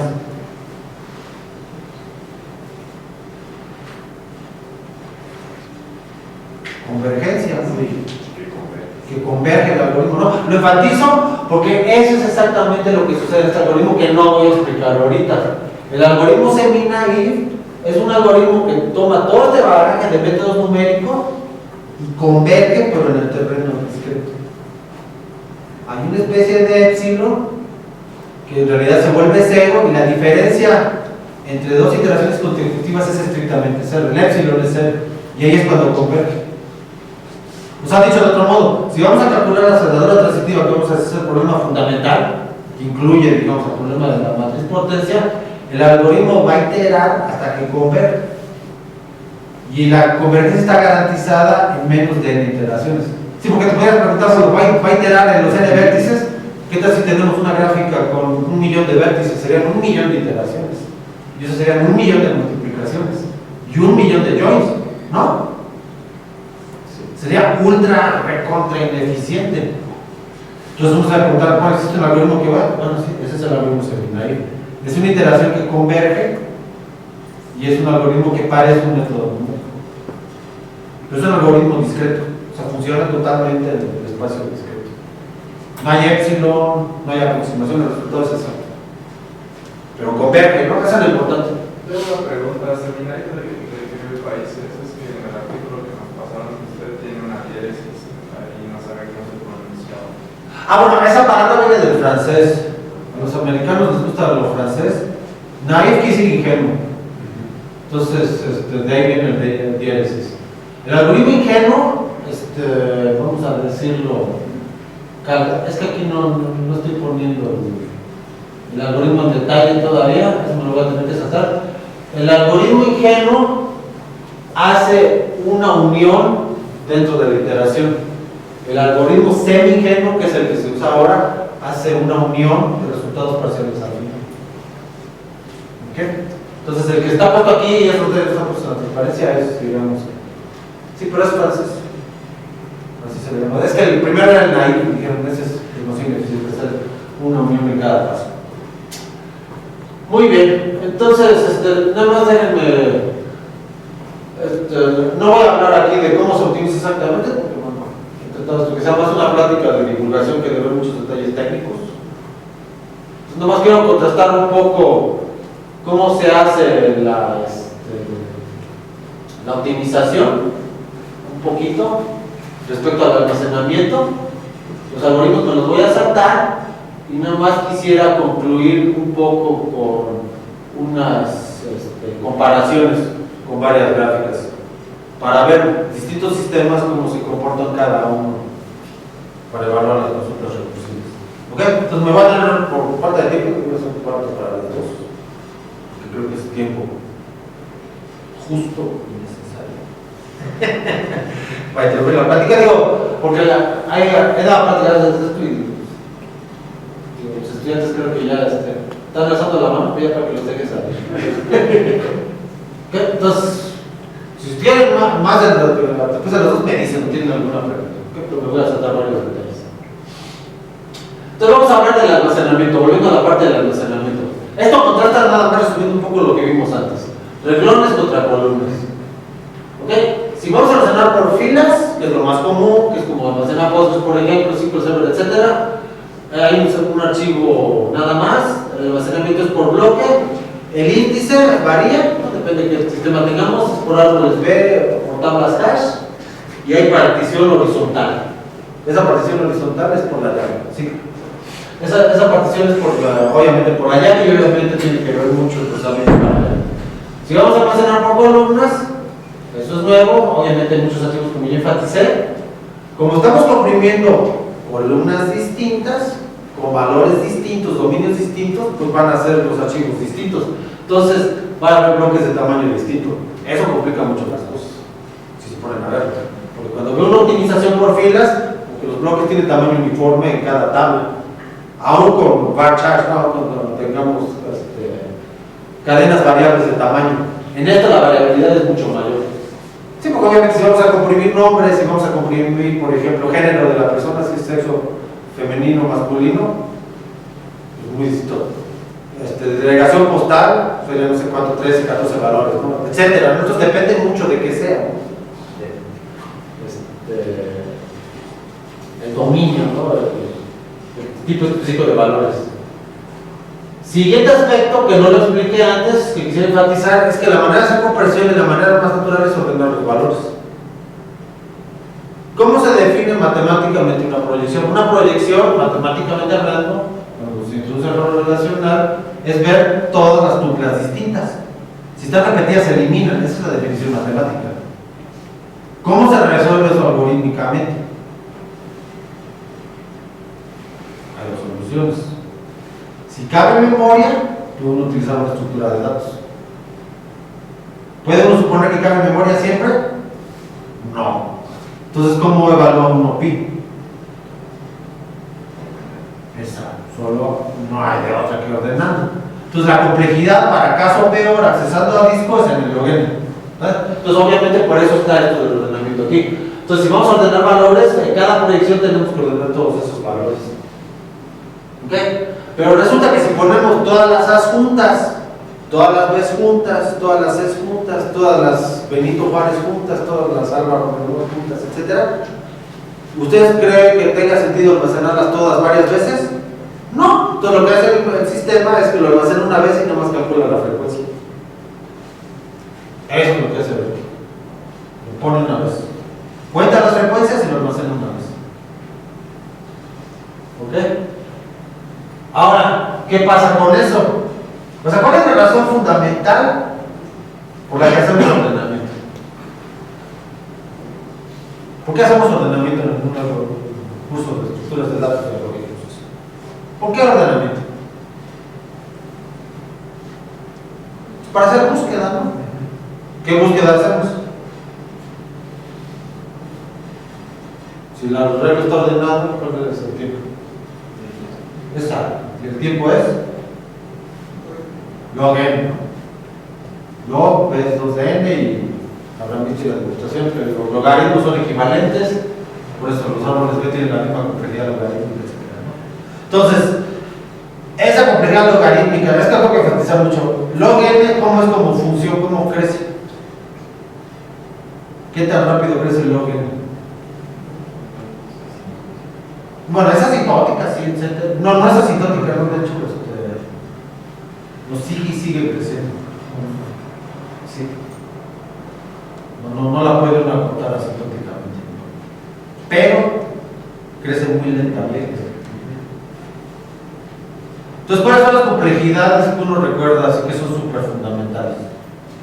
¿Cuál es la complejidad óptima? Esa, O1, ¿no? O1, una constante, y obviamente el ejemplo típico es el caso promedio de una tabla Hash, ¿no? Hacemos una búsqueda de tiempo constante. Luego, ¿cuál sigue? Log n. Luego, ¿cuál sigue? N.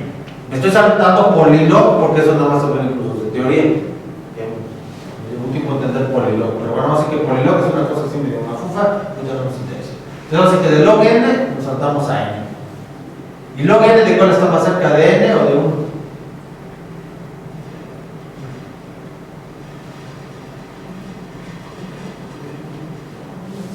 Como función de cuál está más cerca. De 1. Está muchísimo más cerca. Si uno lo grafica y uno ve el plot, digamos así, la línea, y uno hace el cálculo diferencial y todo,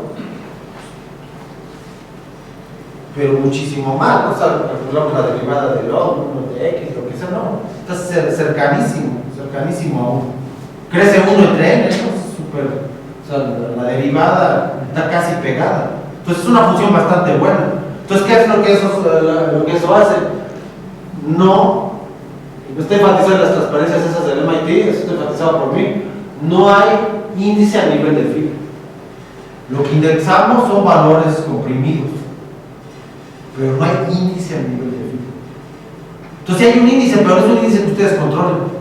Es un índice automático. Ahora, ¿cómo creen que es el índice? ¿Es un índice disperso o es un índice denso?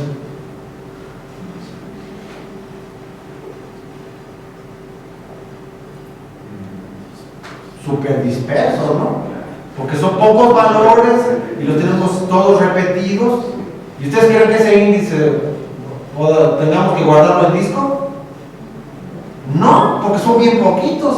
Entonces resulta que hay un índice, una estructura de datos de memoria que hace el acceso eficiente, y con ese acceso eficiente, digamos, evitamos estar escribiendo y leyendo al disco un índice. Entonces con eso le gana toneladas a un sistema relacional con arquitectura de fines. Eso no puede enfatizarse. Por último está lo del cache segment. El cache segment obviamente pues, tiene que ver con la misma partición horizontal que hacemos los perfiles. Es para hacer el procesamiento paralelo. Por último, aquí tenemos los arreglos. Si vamos a almacenar por arreglos, vamos a dividir los atributos entre unos que son dimensiones y otros que son las columnas. ¿Ok? En lo que va a estar la diferencia fundamental es que vamos a almacenar el disco de una manera distinta. Lo que almacenamos en SciDB es un arreglo. No es algo almacenado por filas, no es algo almacenado por columnas. Ese arreglo ciertamente tiene una orientación almacenada por orden mayor de columna que tiene que ver con cómo se calculan las cosas en Fortran, porque así hicieron la arquitectura del sistema. Fortran, que es lo más eficiente que existe para hacer métodos numéricos, que obviamente todo esto toca, obviamente, se empieza a relacionar, toca las fronteras, almacena las cosas por orden de columna. Ya saben que C se almacena por fila. Entonces, obviamente, este es un aspecto bastante importante para cómo se escribe el disco. Entonces, lo que tenemos es una estructura multidimensional para almacenar los datos, en donde lo que almacenamos son las fronteras de los subarreglos. Si tenemos un arreglo que dice tal y tal parte, no almacenamos todo, nada más almacenamos las cotas del arreglo. Entonces, ¿cómo creen que es eso? ¿Creen que lo almacenan en el disco? No. Pues un arreglo lo define uno en subarreglos y obviamente el número de subarreglos en SciDB está diseñado de manera tal que pueda caber en memoria ese número. Entonces, el índice también es en memoria. Entonces SciDB también utiliza un arreglo, vamos a decir, una especie de índice, como de grid, como de malla, en memoria, y no se almacena en disco. Tengo una pregunta respecto a la eficiencia de SciDB para hacer todo ese cómputo comparado con Vertica, por lo que mencionó de que no es tal cual puramente columnar y Vertica. Por eso es que en las tablas de ese plazo Vertica estaba más arriba. Bueno, de hecho no hemos visto las comparaciones. No, ahorita voy a empezar las comparaciones para ver en cuál gana uno y en cuál pierde el otro. Sí, no, eso, muy buena pregunta, eso todavía no viene. Lo último, es que también, si se dan cuenta, aquí se reusa el almacenamiento físico por hashing, pero ahora se hace por chunk, no se hace por segmento. Pero es la misma idea, ¿no? Vamos a decir que en un almacenamiento por filas haces hashing por bloque, el bloque lo asignas a un procesador. En columna lo haces por segmento y eso lo asignas a un procesador. Y en SciDB lo haces por subarreglo y eso se asigna a un procesador y todavía se hace por hashing. ¿Ok? Ahorita no tengo tiempo de hablar del aspecto de paralelismo de hashing, pero vamos a decir que si se escogen una función de hashing, etcétera, pues obtenemos una distribución más o menos uniforme y las cosas se comportan bien. ¿Ok? Hay varios algoritmos. Si tienen tiempo, lean este algoritmo de directo que está mencionado ahí. Era el algoritmo más eficiente que funcionaba antes en C++. ¿Ok? Programado por Rakesh Agrawal. Muy famoso algoritmo, pero no se usa ahora. ¿Ok? Entonces, el que vimos ahora, que es el semi-naive, con esta iteración de Jones, es el que usa el 90% de la gente. ¿Ok? Ahí está el semi-naive explicado con conductas relacionales. Los atamos, más o menos lo que tiene de intuitiva, si no está puesto con notación elegante. Aquí está el semi-naive con un loop. ¿Okay? Obviamente aquí no tiene la iteración hasta la convergencia. Ahí no converge, ahí está el número fijo. Para comparar todo con un número fijo de iteraciones. Las optimizaciones que están estudiadas en los papers, etcétera, es como calcular consultas equivalentes. ¿Okay? Entonces, en este caso, vamos a decir, el resultado de hacer la optimización es ver cómo combinar el álgebra relacional con los operadores físicos.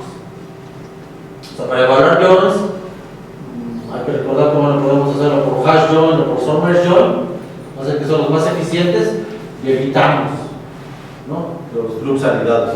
Evidentemente, los los ciclos anidados no tienen sentido con E. Sí, los ciclos anidados sí tienen sentido en cierto procesamiento paralelo, ¿no? Pero E con E, pues así que no tiene sentido porque son dos tablas de E. Entonces hay que hacerlo con hash, ¿no? Es una tabla hash externa, ¿no? Del disco, o ordenando ambas tablas y haciéndoles match, ¿no? El sort version, ¿no?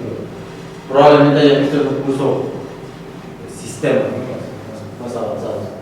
La proyección, ¿cuál es la idea de la proyección? Pues hay que reescribir la proyección para empujarla en el árbol, ¿no? Creamos el árbol de la consulta y queremos el valor de la proyección antes. En lo que es importante la proyección, en efectos prácticos, es el eliminar duplicados. Eliminar duplicados ya vimos que desde un punto de vista general requiere hacer ordenamientos.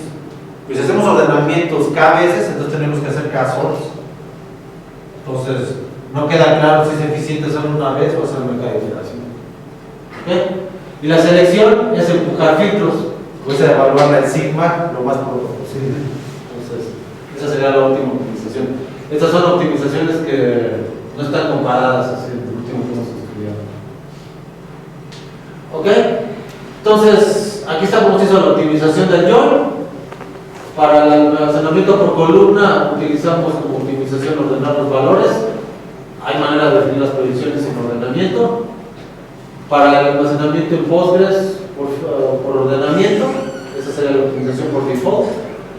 Y para un arreglo, si se dan cuenta, cuando uno procesa un arreglo en un disco, un arreglo, la característica fundamental de un arreglo es que hay que hacer acceso por índices, por subscripts, por I por J. Entonces, de algún modo, el cálculo de la dirección está implícito ahí, con los índices. Entonces, no tiene mucho sentido estar hablando de que los valores estén o no estén ordenados. Por el hecho de almacenarlos con índice, ya existe la suposición de que sí están ordenados físicamente. Entonces, ahí no tiene caso de hablar de on order.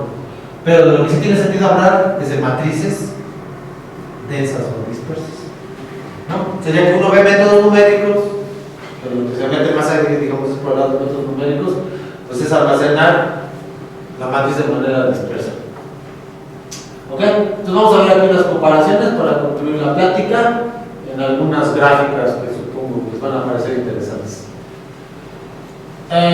Déjenme platicarles que la cantidad de gente que hace ahora minería de datos en gráficas utiliza gráficas muy populares que son usadas en Google, Facebook, etcétera, Twitter, que están por ahí en internet. Hay varias por ahí.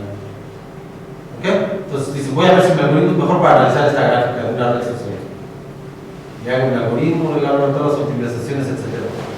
Empezamos a hacer eso. Pero ¿cuál es el problema de esas gráficas? Entonces, ¿cuál creen que es el problema al momento de estar corriendo algoritmos? ¿La estructura? Sí, su estructura, exacto. Su estructura es demasiado caótica. Entonces no entiende uno bien por qué funciona el algoritmo más o menos eficiente. O sea, yo no entendía. Entonces, a pesar que hubo oposición, y bueno, tenía ciertas dudas, yo pensé que era mejor idea compararlo con gráficas sintéticas. Entonces, hacemos gráficas sintéticas contra las que hay siempre quejas, sobre todo hay gente que hace minería de datos, pero que, digamos, tratan de replicar o tratan de ser lo más realistas posibles. Entonces, tratan de ser lo más, vamos a decir, reales posibles.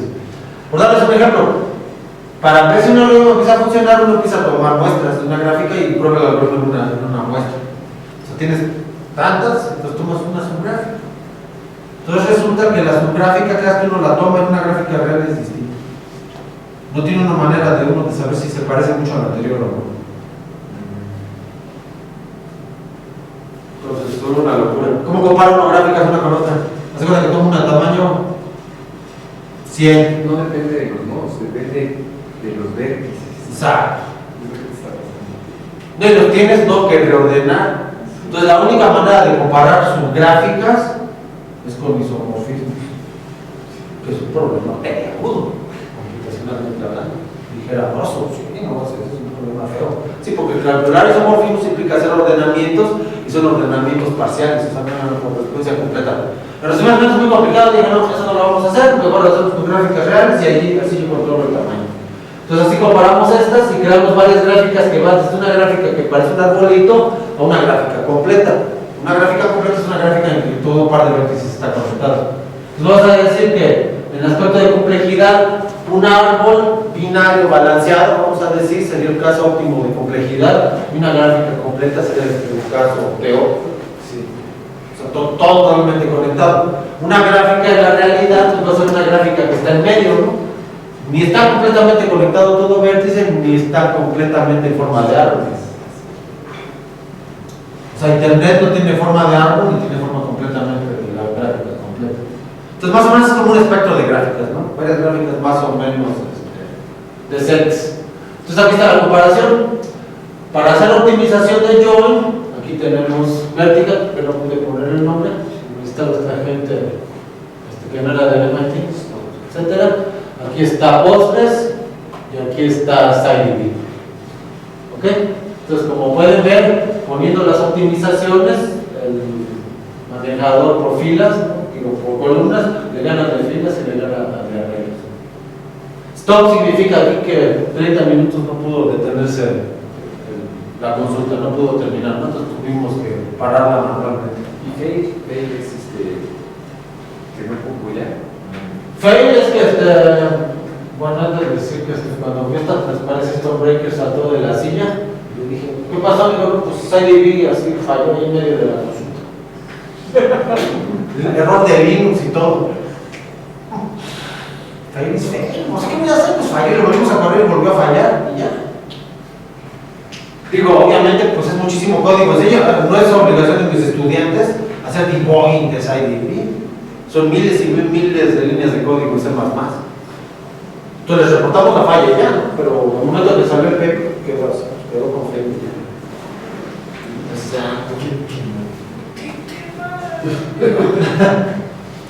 Pero más o menos intuitivamente hablando, vamos a decir que aquí, para calcular joins con estas gráficas, SciDB no compite. Obviamente ganan las filas y ganan las columnas.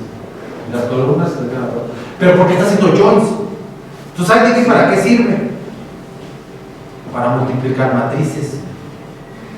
Pero el problema que yo puse tiene un truco, o sea, cuento rutas y calculo distancias máximas o mínimas. O sea, calculo dos cosas. Cuando uno calcula cosas con matrices, uno nada más multiplica números de una cosa.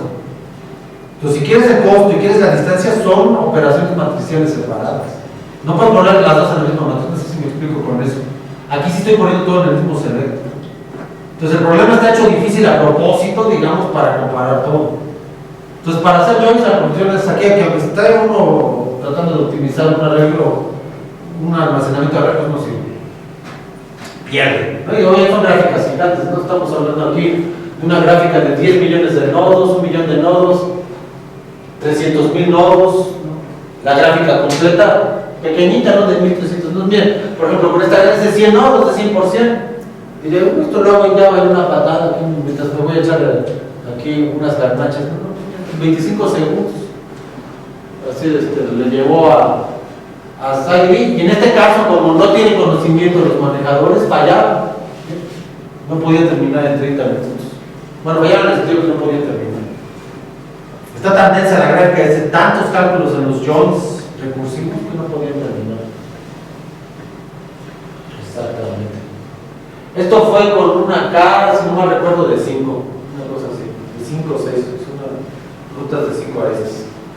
Para eliminar duplicados, que sería como un cálculo de agregación, aquí podemos ver que vuelve a ganar por columnas, filas quedan en segundo lugar y ya el arreglo es mucho mejor. En este caso, como estamos eliminando duplicados en cada paso de la recursión, entonces ya se computa mucho mejor SciDB.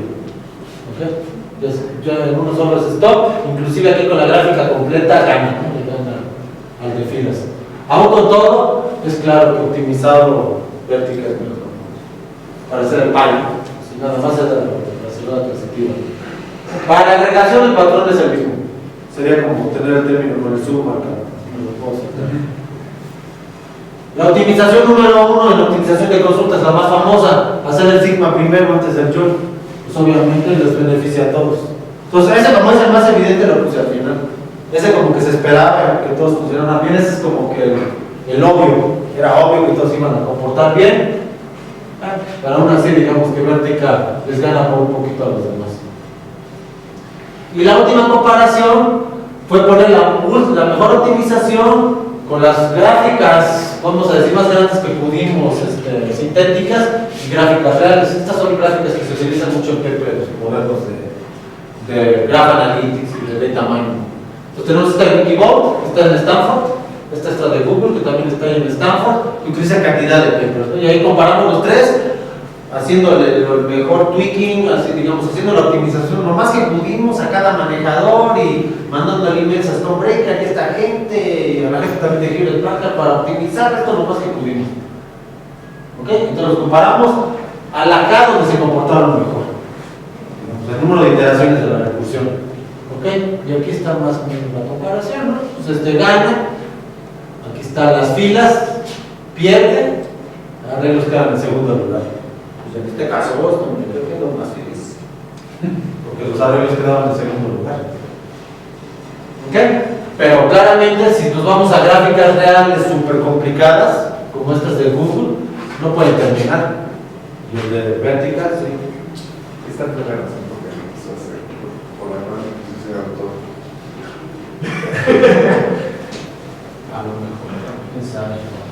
No le gustó esa del FED, no le gustó obviamente que perdiera el arreglo y todo. Sí, porque me dijo que lo debíamos haber expresado como multiplicación de matrices, pero eso es como que otro paper, por ejemplo, si alguien quiere decir, me interesa el problema, me gustaría hacerlo como multiplicación de matrices, ahí tenemos el código. Pues eso está bien, no lo pudimos hacer, son como 6 meses de trabajo. En fin, bueno, pues ya me extendí bastante, entonces las conclusiones es que ganan las gráficas. Es un problema interesante, digo, ganan las columnas para hacer optimización de gráficas, ¿okay? Los arreglos son competitivos, vamos a decir que Postgres es razonable. ¿Okay? Trabajo futuro de esto, pues estamos esto rehaciéndolo ahorita en paralelo. Lo mismo, en vez de un nodo, con un clustercito que tenemos ahí de 4 maquinitas. Ya, no tengo más porque ya se quieren escuchar su noche. Hay muchas preguntas. ¿Alguna pregunta? Voy a sentarme aquí un segundo, aquí para descansar ya por hora y media. Sin pena. De optimización del modelo relacional o de filas se podrían utilizar en un columnar. Pues todas estas son las mismas, lo que pasa es que se comportan distinto. O sea, hacer el join, la proyección antes, o la selección antes, cambiarlas de orden en la evaluación es la misma. Pero cómo lo haces en el código, cómo se comportan es distinto. O sea, digamos, matemáticamente hablando, la optimización es la misma. ¿Qué tanto impacta y qué tan importante es? Eso es lo que difiere mucho.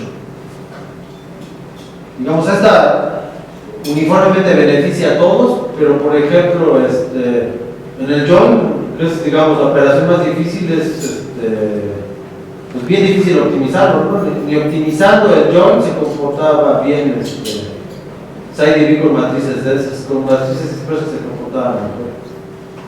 Pues no tenemos stop y fail. Entonces, digamos, las optimizaciones es la misma, el esquema es relacional. Es obtener una consulta equivalente y ver cuál se comporta mejor. Pero cómo se accesa, digamos, la tabla o el arreglo, eso es lo que se comporta distinto. Esa sería la diferencia. Sí, espero que les interese esto. Todo esto se puede continuar, porque veo que ya hay trabajo ya hecho sobre esto. Es casi escoger el sistema manejador por problema, ¿no?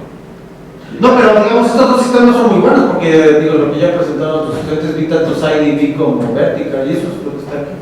Y Postgres, esos son los mismos. O sea, ya tienes estudiantes aquí que están usando exactamente su sistema, lo cual está súper bien. Como nota curiosa, este servidor donde salió, esto es un servidor grande que yo tenía, se quemó en diciembre. Algo pasó en mi universidad, porque también se fue la luz y cuando volvió, se me quemaron varias máquinas. Así, perdí varias máquinas. Sí, bueno, me quedé sin servidores, quedaban inservibles. Entonces yo me insistió, ¿qué hacemos? ¿Qué hacemos? Porque hay ciertos problemas ahí de presupuesto. Y pues pusimos un clustercito. Tenemos así un clustercito de peces baratos. ¿Sí? Y es con lo que estamos haciendo ahora el paralelismo. Luego voy a comprar una máquina, pero digamos, esta ya murió. Salieron estos últimos experimentos. Dio lo mejor de sí. A ver, jóvenes, preguntas. Sí, por favor. Bueno, este estudio se hizo por medio de consulta recursiva, ¿no? Tengo la duda si este mismo estudio se puede llevar a cabo por medio de UDFs. Yo digo que usted ha hecho estudio sobre estos, o sea, quiero saber si es posible llevar a cabo esto por medio de UDFs o no tiene nada que ver. Es muy buena pregunta. No, tiene mucho que ver, tiene mucho que ver. Fíjate, si te das cuenta, o sea, ¿cuál es el problema?